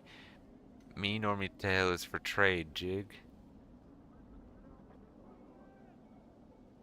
Just as well neither you nor your tail are for sale. You couldn't squeak out a living with them anyways. What are you on about, you blighter? Say it again. You said you couldn't make a living selling yourself. And I disagree. There's no winning here. He said, and I agree. Okay, yeah. Oh, it's good I sell corpses in, eh? You look ready for the dustman's furnace, the both of you. Her tail begins to lash back and forth. Don't make me put you in the dead book. Sell corpses? Aye, the dustman pay a little jink for anyone with a will to scrape debtors off the street and bring them to the mortuary. This is me territory, though, so don't you even think about fishing for debtors here, alright? Okay, fair enough. Looks like the Dusty's lost one of their debtors. Oh, Ingress. Hey. Damn, she's quick as hell. I wanted to talk to that lady, but I guess not. Is this the bar? Yeah, the Gathering Dust bar. In we go. Chief, what are we doing in here? Let's say we just give this place the laugh, all right? You want me to skip the bar? Dude, that ain't gonna play for me. As you approach, the elderly woman turns and stares at you. La, look who's come a-calling on Seer today. Death's dearest son. She looks you up and down, then shakes her head in disbelief. By every power in its mother, boy, what crypt did you crawl out of? Fresh from the mortuary, actually. That's so. Seer raises an eyebrow. Warms my ears to hear you gave that place the laugh, boy. Not much of a watering hole for one who isn't relieving themselves, she sniffs. Too many cobwebs and dusty minds. Aren't you a dustman? Dustman? Suppose. I've seen enough sand pass through the hourglass while wearing these robes. This body's almost ready to pay the ferryman. She chuckles, but there's not much mirth in it. You afraid? Of course I am, boy. Who isn't? She frowns and glances around. Well, except dustmen. They're not afraid because they've been swallowing so much of their own bat droppings over the decades they've blinded themselves into thinking that death is some kind of release. I mean, it kinda is. Kinda is a release. If you think this life is a burden, boy, then perhaps. I'm not convinced of that. Okay, well, I got some other questions.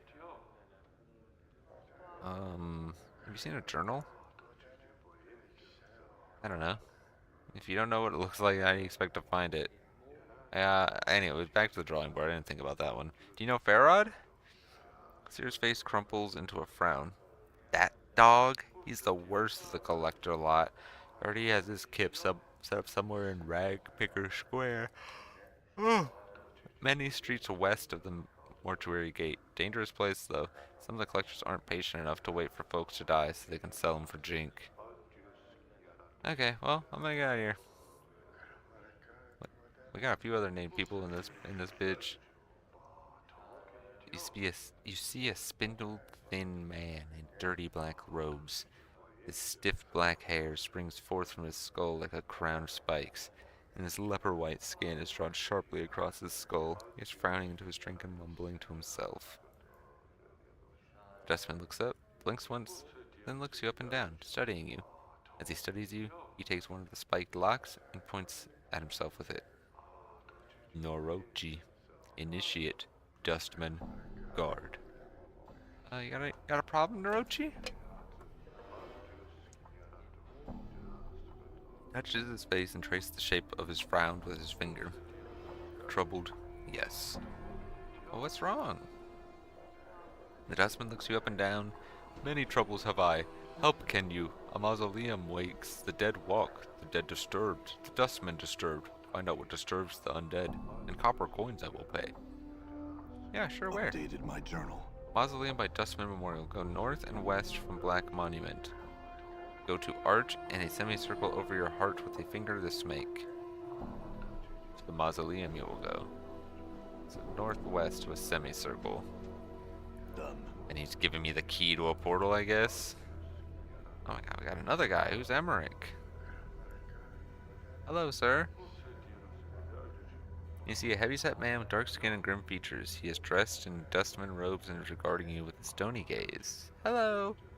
You have the look of one lost. The man's voice is like stone settling. Did the wind send you? Or are you here with purpose? Who are you? I am Emmerich, Factorum and Initiate of the Fourth Circle. Is this your bar?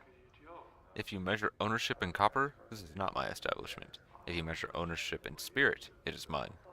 He pauses, as if trying to emphasize a point. The dustmen here are my students. They are under my protection. Okay, what do you got for me? I don't really want to join the dustmen. I'm gonna get out of here, Farad. Not that I think you're not a cool guy. You probably are. I just don't think this is where my quest is taking me right now. It's not that time. It's just not that time.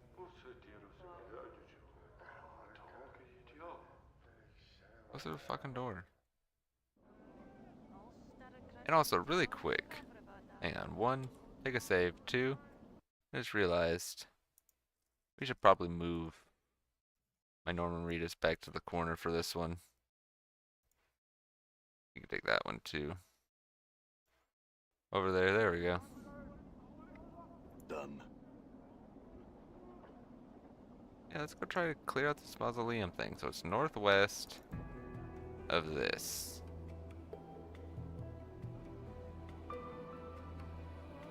And there, is this the semicircle? Boom, take me in. Discovered my first portal. The spectral figure materializes from the gloom of the passageway ahead and quickly moves to block your path. It floats before you, its once human features twisted in a mask of rage. Defilers! Leave this place at once! Greetings. Leave now! Its booming voice echoes down the hall. This place is forbidden to the living. Leave while you still can. No, I have some questions first. Seek your answers elsewhere. This place is a sanctuary for the dead. I shall not permit their slumber to be disturbed by the intrusion of yet another insolent mortal. Another? Somebody been here? Already been here? If you must know, yes. There is another intruder who, even now, continues to violate the sanctity of these hallowed halls. The anger in the spirit's voice fades. He seems somewhat saddened by the admission. The souls of my brothers and sisters cry out for peace. Who is it? He's an evil coward who wields great power over the dead. He seeks something within these halls. What it might be or what its purpose is in seeking it, I cannot say. Well, why don't you drive him away? I cannot. The coward has sealed himself within the inner chamber of the mausoleum. He has erected powerful wards that bar my entrance into the chamber.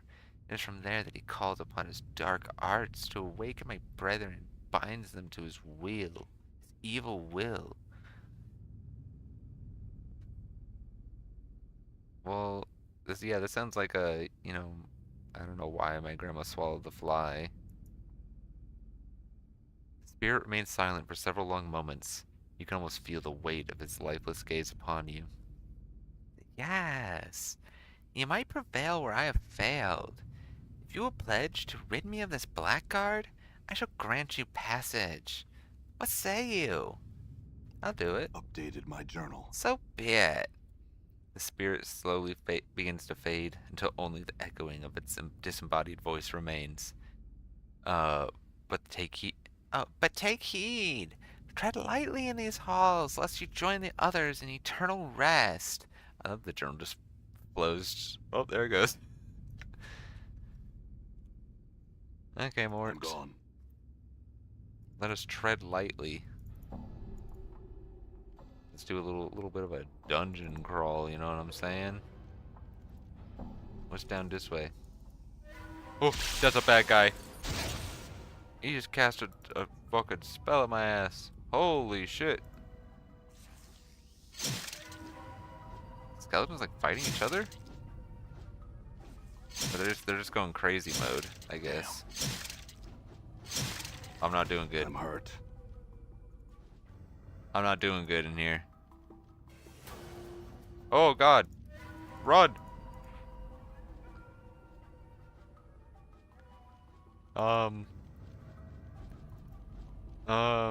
It's not looking good for Mr. Nameless.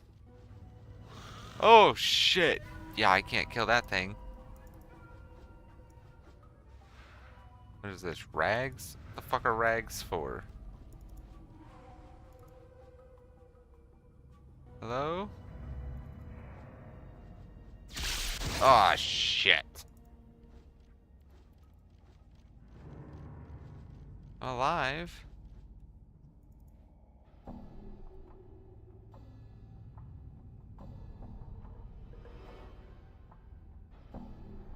Hello? Oh! Run! Run! Run! Just run through! Run through! No! Nameless one! Just turn around then! Fuck it! Run! Run past this guy! Oh shit, that's a fucking dead end. Get unstuck!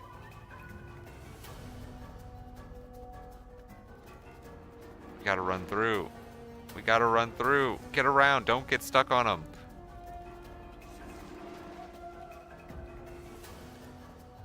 Oh. Oh, thank God, not another dead end. Was I not ready to come to this place? I mean, granted, I'm not like a strong character. I didn't make a strong guy. Oh, we got 11 coppers. That's pretty cool. Oh, shit. And we'll kind of like kite him over here.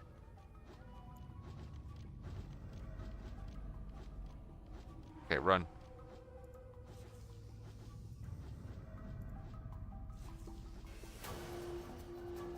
Run, run, run, run, run, run, run.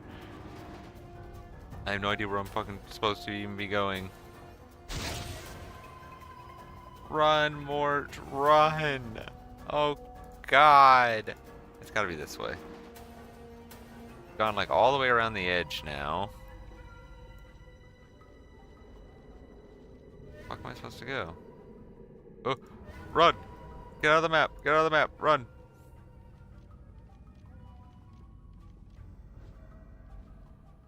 I'm being pursued.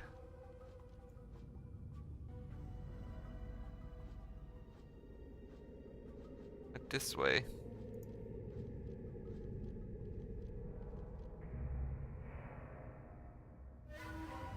Like I don't know if we can actually like get out of here. Oh, mausoleum floor 2. Just keep running.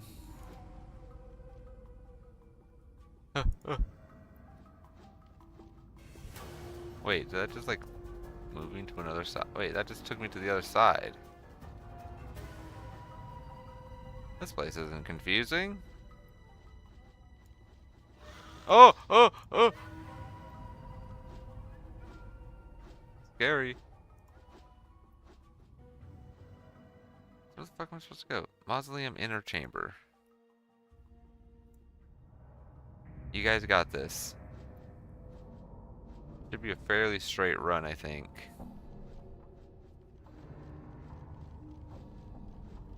With not a lot of enemies in the way.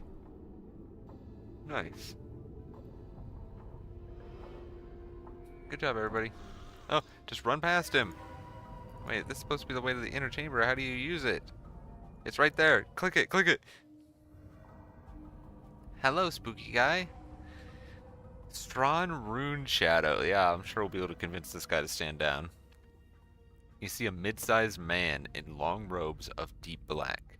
His hair is neatly coiffed, and an impeccable trimmed goatee complements his handsome features. Noticing your arrival, he puts down the book he was writing in and strides confidently over to you, smiling. Impressive. I must admit, I never thought you would make it this far. I'm glad to have disappointed you. Are you the one responsible for all the Walking Dead? Get it? Because I'm Norman Fetus. Who I am is of no consequence to you, literally. What I want is the question that should be... Wait, what I want is the question that should concern you the most. As he speaks, he looks you up and down as if somehow fascinated by you. Very well, what do you want? He takes a step back and cocks an eyebrow. I want your blood. Is that some kind of threat? The man starts to answer, but stops himself abruptly. An evil smile crosses his face and he begins to laugh. Yes, I suppose it is. He continues to laugh even harder at his own private joke. You notice that his hands have begun to move to his sides. Slowly, they split back and forth, tracing intricate patterns in the air. Well, that's not good. I'm gonna die here. I'm just gonna die. I'm hurt. I'm fucking dead. What the fuck is he even doing? Wait, is he making me walk away? Oh, he like feared me or something. I'm dead. Like, what do you want me to do? Oh, great. I hope he doesn't lose his memories this time. Yeah, I jeez. was just sitting here wondering whether you were gonna get up. Hey, And you have to go spoil my fun. you know, it's honestly okay because I'm now. gone. Wait, we want to go down. It's okay because now we're out of that portal. We don't need to. We don't need to go back in that yet. Is that marked on my map? The mausoleum. Silhandra's Kip. Well, who's Silhandra? Who's Silhandra? Another one of these Dabbas. Hey guys, can I come in here? Is this chill? Oh, they don't like that. Will I die? Or will I win? I'm hurt. I died, Let okay. Gus come for the bill. Okay. I didn't save yet, but it's okay. Really sick of you dying on us. Cut it out, will ya? So is there like no consequence to dying? Like, am I I'm chill? gone. Or like, am I cucking myself by not reloading? I don't know. Let's not go into Sandra's Kip. Let's instead check out this southern portion over here. Oh, there's Ingress. Hang on. I wanted to talk to you earlier, but you ran past me. You see a haggard woman wrapped in rags. Her hair is disheveled and dirty, and her complexion is extremely dark. Burns over her arms, and her right hand is a fused lump of flesh. It looks melted like wax exposed to a great heat. Hello. Updated my journal. What is it you want of me? The woman's accent is thick, and you are having difficulty making out what she is saying. You want me to leave? Not leaving the city, so I'm not. I can't. I tried. It's not a city. It's a prison. It's everywhere. Everywhere? There's worlds. There's. Her Her eyes gleam madly. Plains that be sinking our sands, feels thirsty nettles be, sightless worlds where your limbs and given flesh and are given life and hate, cities of dust whose people are dust and whisper ash, the house without doors, the twilight lands, the singing winds, the singing winds.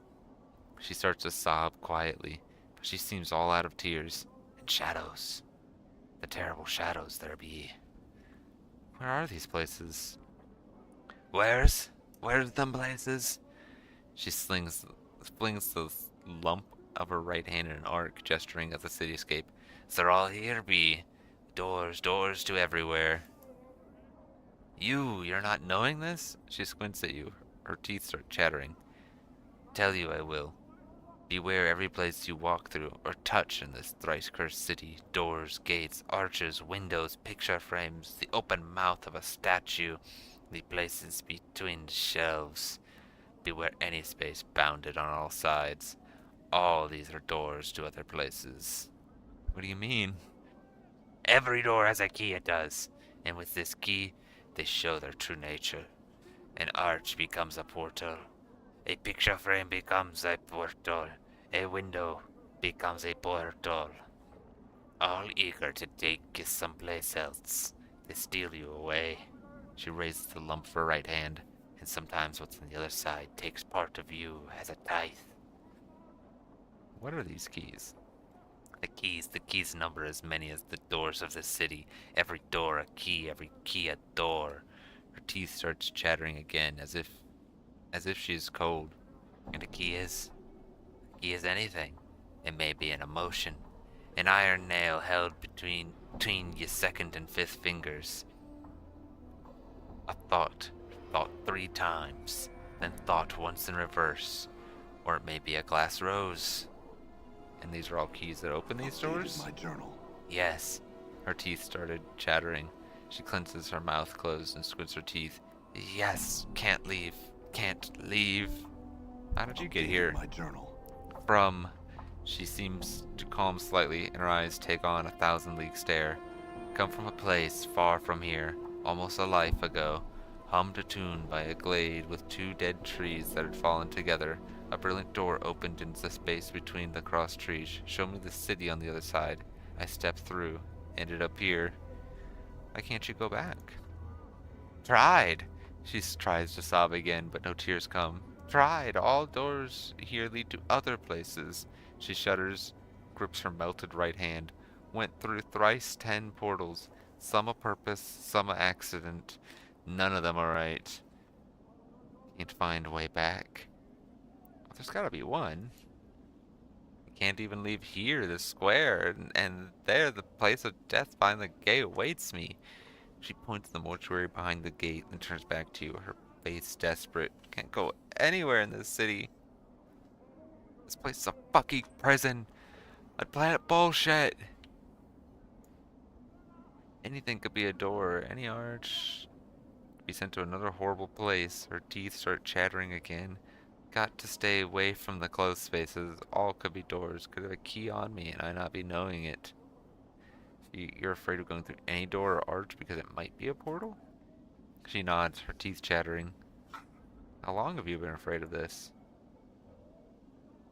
She squints. Since the last time I walked through the last portal, the place where my hand... She stops.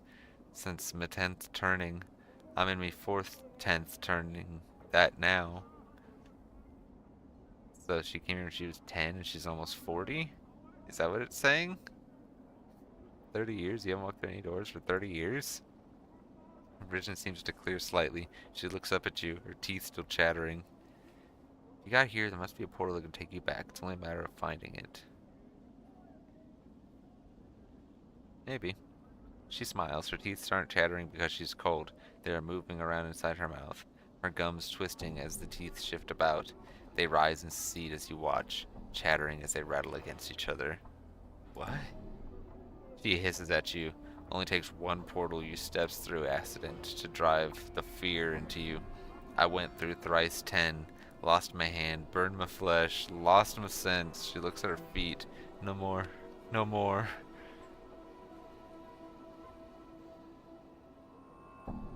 I'll help you if I can. Updated my journal.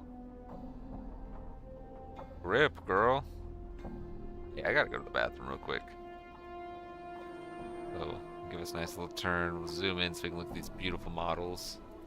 Real quick, actually, before I go. What does it look like if I turn linear scaling off? It literally doesn't look any different, so I'm gonna keep it like this. I will be right back.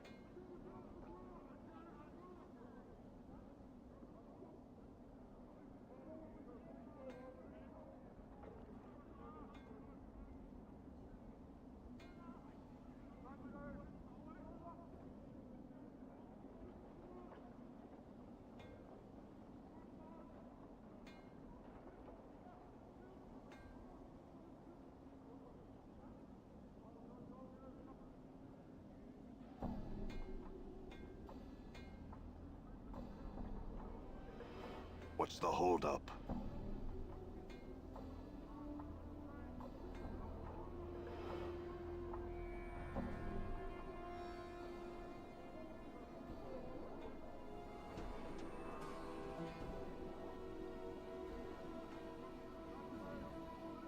Oh, come on, let's shake a leg.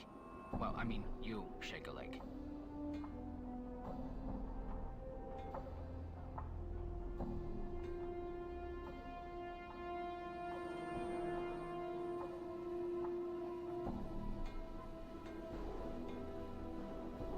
What's the holdup?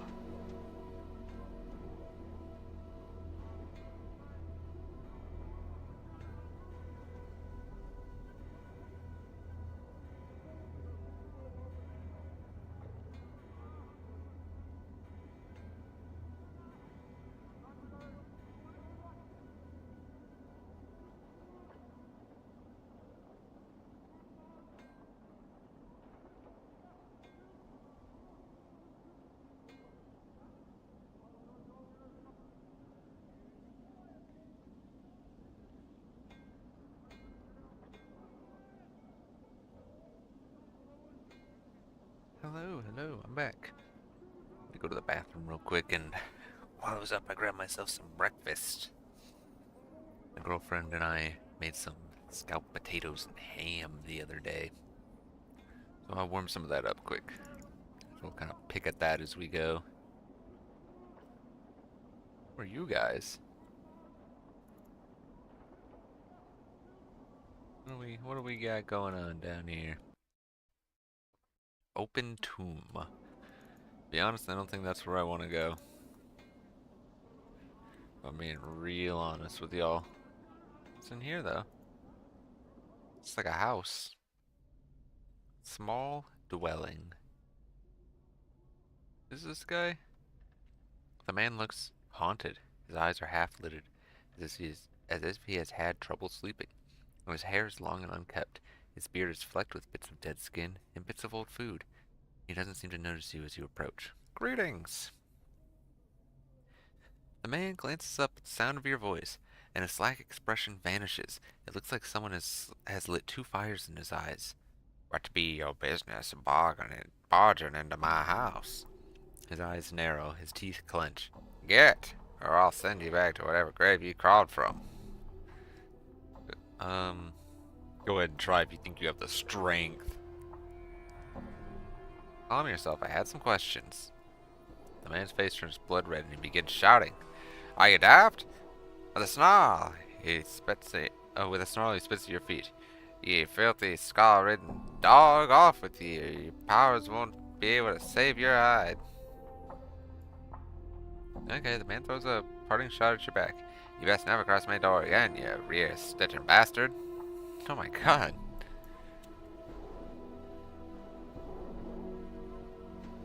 Can I talk to his wife?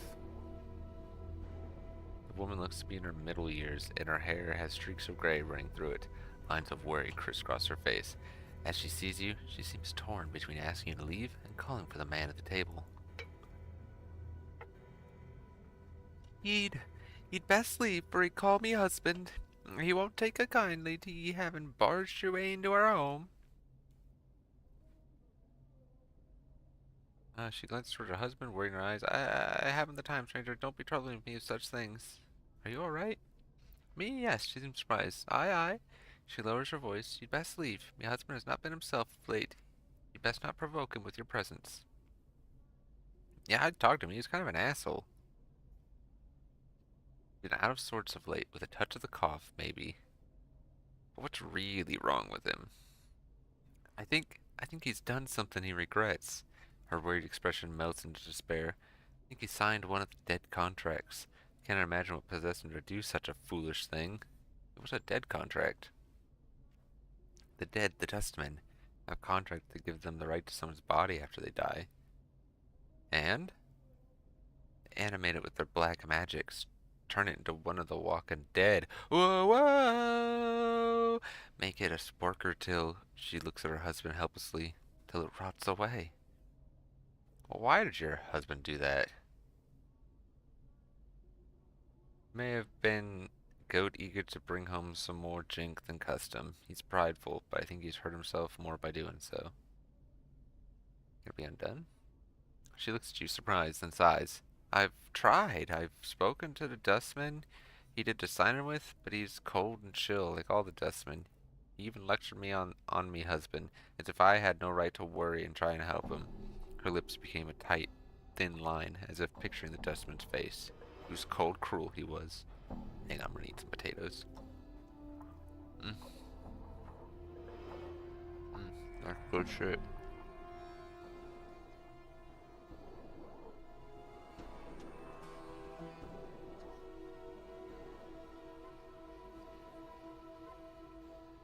I mean, I'll see what I can do. Who was the guy you talked to? Dusty calls himself Gravesend. I know not his first name. He has a table at the Dustman Bar in the Hive.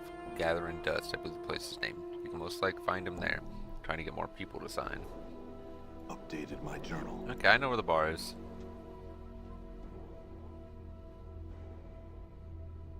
I won't turn away such a friendly gesture. She seems grateful. Then her worried expression returns. But I must ask you not to let on that I asked you to do such a thing. My husband has a terrible temper. And we're to find out. Yeah, I'll vow.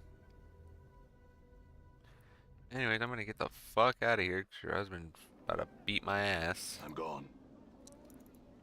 Let's run back to the bar. This is the bar, right? Yeah. Let me in. Let me in. Oh, do I see the guy I'm looking for? Awaiting death? Was it this guy? Before he was a young dustman with stubble on his chin and dark circles beneath his eyes. He is staring at the wall with a somber expression. The dustman doesn't look up. He stares straight ahead, as if he's seeing something several leagues beyond the walls of the bar. Okay. Alrighty then, Morty hisses at you. Let's go, Chief. This Dusty might as well be fertilizer. As you turn to leave, the dustman suddenly speaks, his voice barely a murmur. You have to strain to hear the words. You think he said something about wanting to die. The boy's expression is not to flicker. Do you want to die? Um, no, do you? Yes, he studies you. Why do you want to live? I like being alive a lot better. There's certain questions I need to answer about my life before I'm willing to surrender. I need to find out who I am. Dustman listens silently. After you speak, he does not respond, merely watches you. He looks like he is thinking. Do you want to die? Is that why you asked? Yes. But why do you want to die? This existence, this existence is a mockery of life. I do not wish to continue the charade any longer. His voice wrinkles in disgust. Why would anyone wish to remain in this foul city in the center of a multiverse that feeds on pain and hatred? Death is silent, comforting. That is bleak. But there's more than pain and hatred. Like, I've already seen it here. This is living. He bares his teeth and his hands clench. This existence is a mockery of life. I do not wish to continue the charade. Yep, okay. Out of the first death. Dustman blinks, then sneers. The first death? What, were you resurrected? Would you like to see? What do you mean? Looks like he wants to turn away but cannot. You can't seriously. Take your hands, twist your neck. As your vision slowly returns, death felt different this time. You see awaiting death standing above you. He looks horrified and fascinated. He has propped you into a chair and is looking apprehensively at the other bar patrons. They don't appear to have noticed or have mistaken you for a drunk. Convinced now? Are you one of the Walking Dead? No. Then what are you? I don't know, but I die and I am reborn. Yet you still think, you still feel.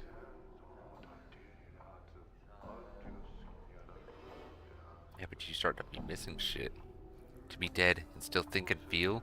Will misery never leave a body be? The thought seems to horrify him. Even death is no release.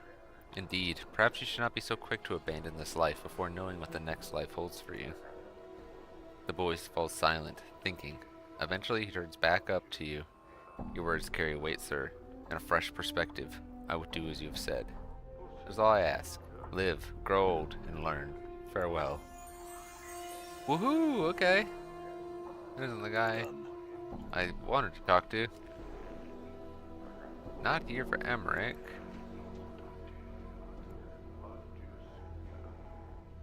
I guess maybe Emmerich will know the guy, unless I guess the lady didn't know his first name. I have some questions, Emmerich. I guess I don't have any questions for you, Emmerich. Oh, there's Gravesend. This tiny, wizened man is dwarfed by his huge dustman robes that look as if they were chosen to cloak his small stature. Although he looks to be in his late 90s, this man is extremely energetic. He fidgets continuously, and his eyes dart around the bar like a bird's. Greetings! The man's eyes gleam as he takes your measure, and he gives a slight nod in greeting. Hail, and well met, traveler. You look like one who is just getting their sigil legs about them. He trails off. Pardon me, have we met before? Your face seems familiar somehow. Possibly. You certain it was me? Yeah, maybe I was mistaken. Mortai shakes his head. Well, no matter, no matter. How is it that Mortai Gravesend may help you? Do you seek? He clucks his tongue as he speaks. The contract, perhaps? Contract? Ah, the contract. Why, it is but a simple transaction. From the depths of his huge robe, Morty pulls forth a dusty parchment and quill pen. I give you 50 commons. In return, after death, the Dustman faction may claim your remains. He smiles and clucks his tongue. What use will you have for them at that point anyways? 50 coppers for my corpse? Very well, sign. Maybe. I mean, what... Should I? I feel like this could backfire, like, our contracts, like, am I gonna be contractually bound? Or will I be able to pull the legal punch card of like, well, technically I'm alive.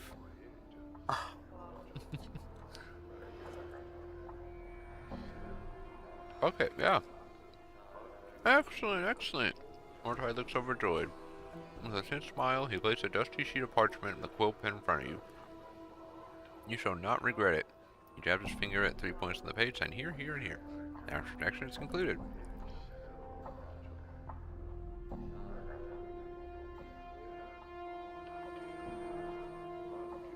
Is there a problem if you show more emotion, dude? Why, yes, Mortai frowns. Too much passion, too much emotion prevents one from reaching the true death. To be passionate runs contrary to the philosophy of our faction. The true death is the state of peaceful oblivion all dustmen aspire to, and to help all others reach. He clucks disapprovingly. Anything that ties a soul to this life is shunned by our faction, whether these are ties or possessions or emotions. You see, passions act as an anchor of the soul, preventing it from reaching the true death. He shakes his head. Very, very, very bad. Okay, anyways. Yeah, let me sign the contract. Boom! Give me money. You take the quill in your hand and you begin to scratch your signature into the parchment. The quill pen makes a strange scritching noise as it touches the parchment, like a dagger writing on steel. If you try to send the parchment, however, you notice that it seems to be shifting beneath your pen. No matter how hard you try, you can't seem to sign your name. The contract seems to twist from being a dusty piece of parchment to something alive. Morty, what's going on? When you glance up to speak to Mortai, you see that his face has been replaced with that of a grinning skull. The rest of the bar seems to stop, the patrons falling silent, freezing like statues. Mortai opens his mouth and a wisp of dust trails from inside the skull. Morty? With a rasp, the death's head speaks, dust streaming from its teeth. Sign. But remember, everything has its price. And what can change the nature of a man? The words are ragged, dead chorus, as if being spoken by 5, 10, 20, 100 voices. Old, young, female, male, desperate, calm, hysterical. The nature of a man? As you speak the words, suddenly you feel faint, and the next thing you hear is Mordai's voice, normal, and his hand upon your shoulder. Sir, are you alright? He laughs uneasily. I thought I'd lost you for a moment. Try and get your bearings. It is as if the time has exhaled and resumed its natural breathing. The rest of the bar has returned to normal, and Mordai's face is no longer a death's head. You feel strange pressure inside your skull, as if something desperately wishes to surface but cannot. The experience with the death's head that spoke dust. It was as if you remembered a dozen splinters of a memory at once, all stabbing into each other to create an image. And you know, somehow, that every voice the death's head spoke belonged to someone now long dead. Ooh, spooky! Just give me a moment, I'll be fine. Mortar removes his hand from your shoulder. He looks uneasy, more at the prospect of losing a customer than any concern for your welfare. As you stare at the dusty parchment upon the table, you know for a fact that this is not the first time you have penned your name to the contract, and perhaps not the first time you have signed one such as this. Yeah, I'm gonna keep signing. You scratch an X across the contract in the 3 places Mordecai indicated. As you finish making the last mark, Mordecai's hands lash out like 2 whips. The left hand sprinkles dust across the parchment to help the ink dry, and his right hand flicks a stream of coppers into your hand. 50 in all. That's out of the way. I had some other questions for you. Of course, Mortai nods. It would be my pleasure to answer any questions you may have. Oh, he's literally breaking the tenets of the Dusty Doctrine. Oh my god, yes, he's taking pleasure in this? I'd like the contract. Cancel that contract I signed with you. Did you do the Agnar deal? He looks puzzled. Mayhap? He thinks for a moment. I do not recall the name, however. Do you have it with you? Frowns again. Then looks into the folds of his robes. I do not normally keep the documents with me, but it may be that. Mordai pulls a sheaf of papers from within his robes and begins leafing through the documents. No, I don't have it on me. Would you like me to fetch it from one of the back rooms? Yeah, I'd like to check it out. Updated my journal. After a while, Mortai returns, a dusty piece of parchment in his hands. He holds it up, allowing you to see it, but he does not allow it to leave his grip. Over the parchment, There it is, sir. Agnir, very somber fellow, was quick to sign, clicks his tongue, and now a much richer fellow. You glance over the contract. It looks genuine and very official. Morty puts the contract away, and you notice he tucks it into his robes instead of putting it in the back room. Morty clucks his tongue. Does that answer your questions about the contract? Can I settle it? Looks wary. I'm afraid that is impossible. The contract is signed, settled, and binding. Turning the man's life apart is causing him distress. It is possible he may not even be able to approach the true death with such emotions churning in his mind. Bluff or I'll butcher you, or truth? Give it or I'll butcher you. Yeah, I'm gonna go with that one. Before I choose it over for a moment, it looks like you've negotiated him into a corner. It cannot. It is a matter of law, my friend. Besides, the burden lies upon the signer to overcome his own feelings in order to reach the true death. I cannot. What you're saying is that you deny him the true death for the sake of a piece of parchment? Mordai sighs and holds up his hands as if to placate you. Look, it is not how you are making it out to be. You obviously hold the philosophy of the dustman and contempt to damn a man's soul over a piece of paper. Do other members of your faction know of your conduct to this regard? If not, they soon will. Mordai glanced at you for a moment, opened his mouth, closes it, then opens it. By the 9 hells. He reaches into his robe and throws the contract at you. Here, he sniffs disdainfully. All for a man's peace of mind. Now be gone. I feel stronger. But yeah, baby. Level up. What? All right. Let's go tell this guy that he's all good. Maybe they'll invite me like in for dinner or something. They're like, oh, you saved us. Thank you so much. Agnir's wife looks up hopefully as you approach. Were you able? Oh yeah, I got the contract. She looks relieved and her eyes become misty. Oh, by the powers, you must be a diva in disguise to do such a thing for someone you barely know. Yeah, here's the contract. Updated my journal. Nay, if you could show me husband the contract, say she got it for him. But don't say how, I'd appreciate it. Okay. Yo, bro. You see Agnir. He doesn't look any better than before. As you approach him again, he turns slowly to face you. His face tightens. Ye again. Didn't ye hear me the first time, ye pox-ridden dog? Get out of me house, or so help the powers, I'll carve ye where ye stand.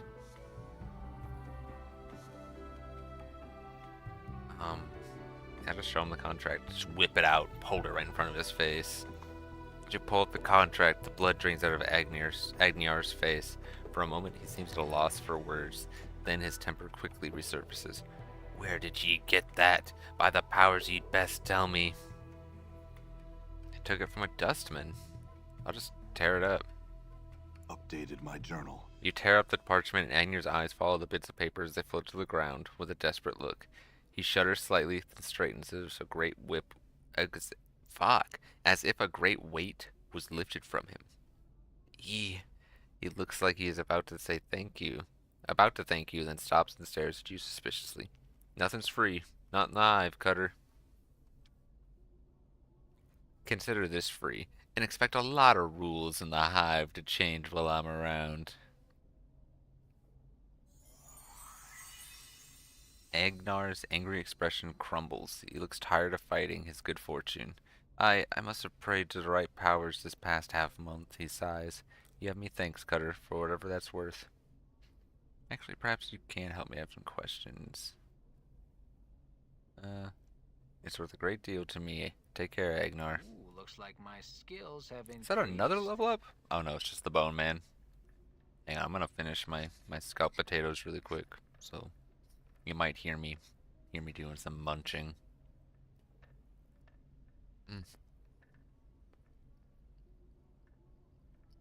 It's good shit.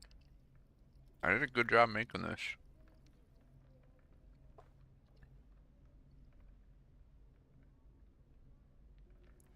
You call me Chef Boyardee, you know what I'm saying?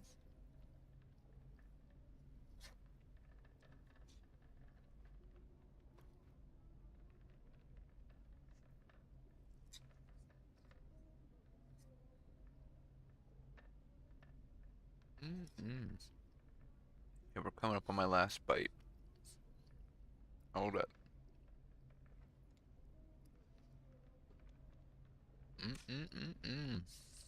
Finger looking good.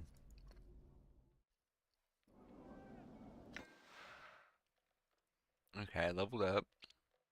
So that's it. Okay, now I get 1 character point. Oh man, I don't know where to put this thing. Shit. Put in charisma, fuck it.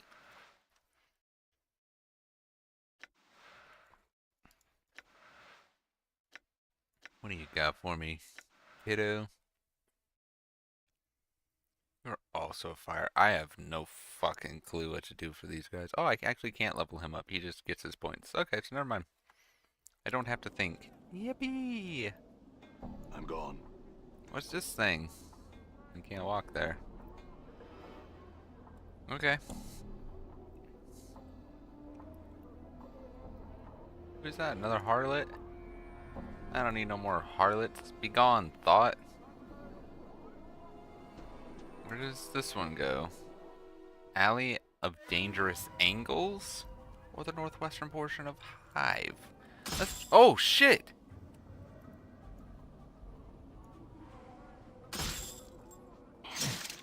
Dudes! What are y'all doing? Why'd you do that?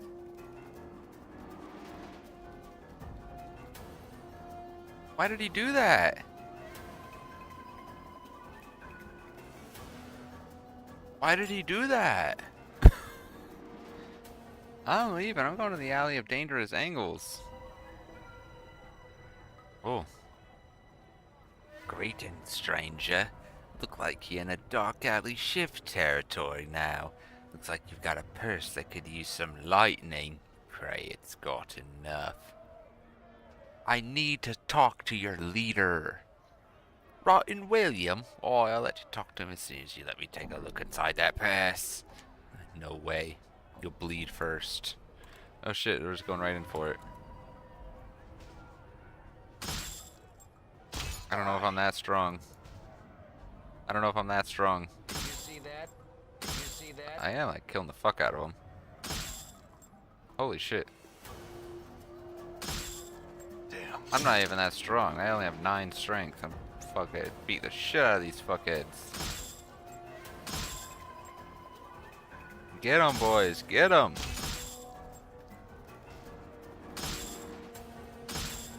Damn. Hey, I tried to tell those boys they ain't gonna fucking check my pockets. Can I do...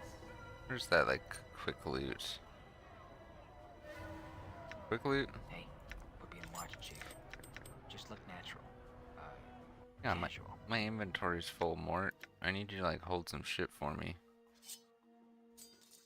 Can you hold that, and that, and that, and these extra rings, and... Let me just, like, drop the junk. How do you drop stuff?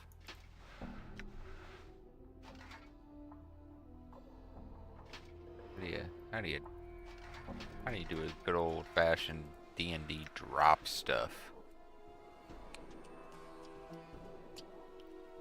I am not sure. I think Baldur's Gate just had like a trash slot. You just put stuff in it. But I am not seeing. Oh, it's fucking right here. Here's the ground. Get there. You go to Mort. What is this? Evokes Embalming Minor. 3 charges. Used only on Nameless 1 and Morte.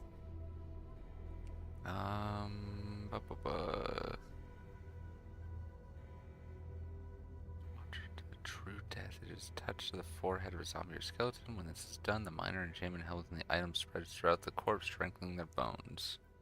Okay. Okay. Okay, back to looting. Take me that dirty rat charm. What's a dirty rat charm do for me?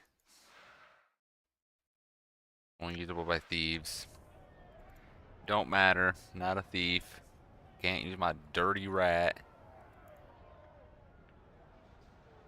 Oh, y'all always want some more? I don't know if I got too much more smoke to be given out. How many Oh, times damn. must this fool die? Did they take my shit? Feels like I've been strained through someone's bowels. All Doesn't right. seem like it. Don't seem like they took anything, so let's get out of here, I guess. Close the quick loot. Oh, I didn't want to open that. I thought since it was blue that meant it was on. Anyway, see ya. Maybe I don't want to go through the alley of dangerous angles. Seemed like a dangerous place. Let's go check out the other half of the hive. Hello, everybody. Porphyron? Porphyron? Every inch of this man's skin is covered in a web of black lines, as if some artist chose to accentuate every crease in his flesh with a quill pen. The overall effect is such that even when his face shows no expression, he appears to be frowning. This one has a name. This one is called Porphyron. The man's voice is like a gong. As he speaks, the lines of his face bend and settle into a series of spherical patterns. This one would know. Why do you address this one? I wanted to ask some questions. This one would have you know this one cannot answer your questions. The lines on his face twist into angles and split into a mess of scribbles. This one has only recently stepped foot into this place of walls. Okay, but why do the lines on your face move? The lines show anger. Do you take offense? The lines slowly straighten into gentle curves. No offense meant. Will you accept the many apologies of this one? Yeah, why are you angry though? This one tells of recent event recent. Did you know this one was beset by three? The three demanded an item of this one. This one feared an attack. What does this one do? This one surrendered the item. If there were three, then they might have killed you had you not given them the item. This one has been misunderstood. The lines on his face become angled, then smooth into curves again. This one did not fear being killed. This one feared killing the three. Well, if you could kill him, why'd you let him rob you? This one walks the path of a warrior. Many weapons have walked with this one. The fist, the blade, the stave, the hatchet, the smiter. These tools are all known to this one. Yeah, so you know how to use a lot of weapons, and you're strong as shit. Why did you let him rob you? This one is forbidden to attack. The lines ripple across his face as he speaks. If this one had struck at the three in anger, the vow of non-violence would be unmade. A vow you... So you're a warrior and a pacifist? This one is unfamiliar with your speech. What is this pacifist? Why did you train so much if you're not permitted to attack? This one is the Order of the Arid Age. We await the final days where all will be called to battle. The training and skills of this one. They are to be kept silent until then. In the meantime, you will let yourself be robbed in the street without defending yourself?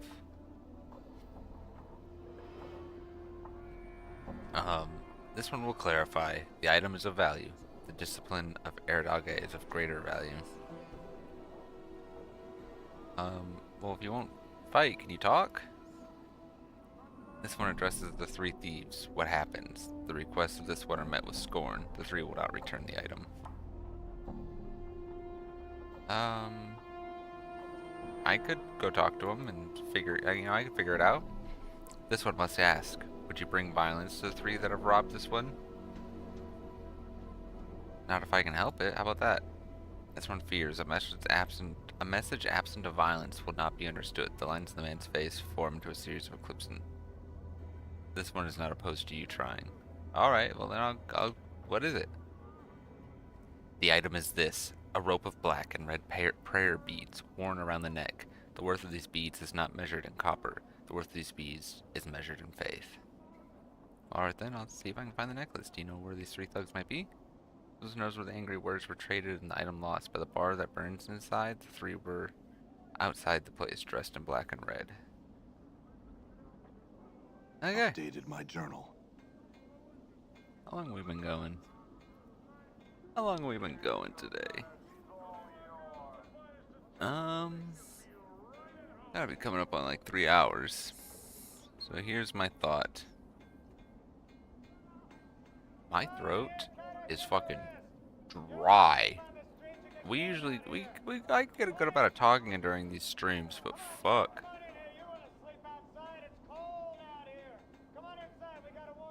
Is that Bruce Campbell?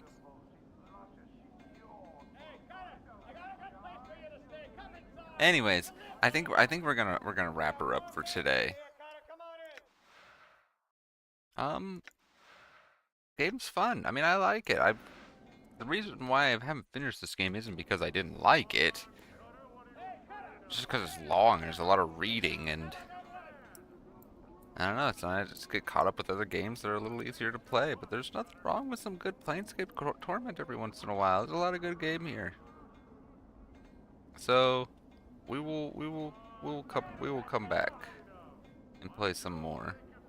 We might kind of like weave some Planescape Torment in between another game. I don't know what else we're gonna play for stream, but I don't know if this will be the only one, is what I'm trying to say. So anyways, thank you for coming to hang out. Thank you for joining and watching, and hey, if you left a like already, thanks for that one. Come on, let's shake a leg. But I mean, if you haven't shake a yet, leg. you could. I'd appreciate it. Just saying, I'd appreciate it. The fuck is that thing? A black and a bossy? That's a spooky thing. Anyways, bye-bye! Bye-bye! Bye-bye! Goodbye!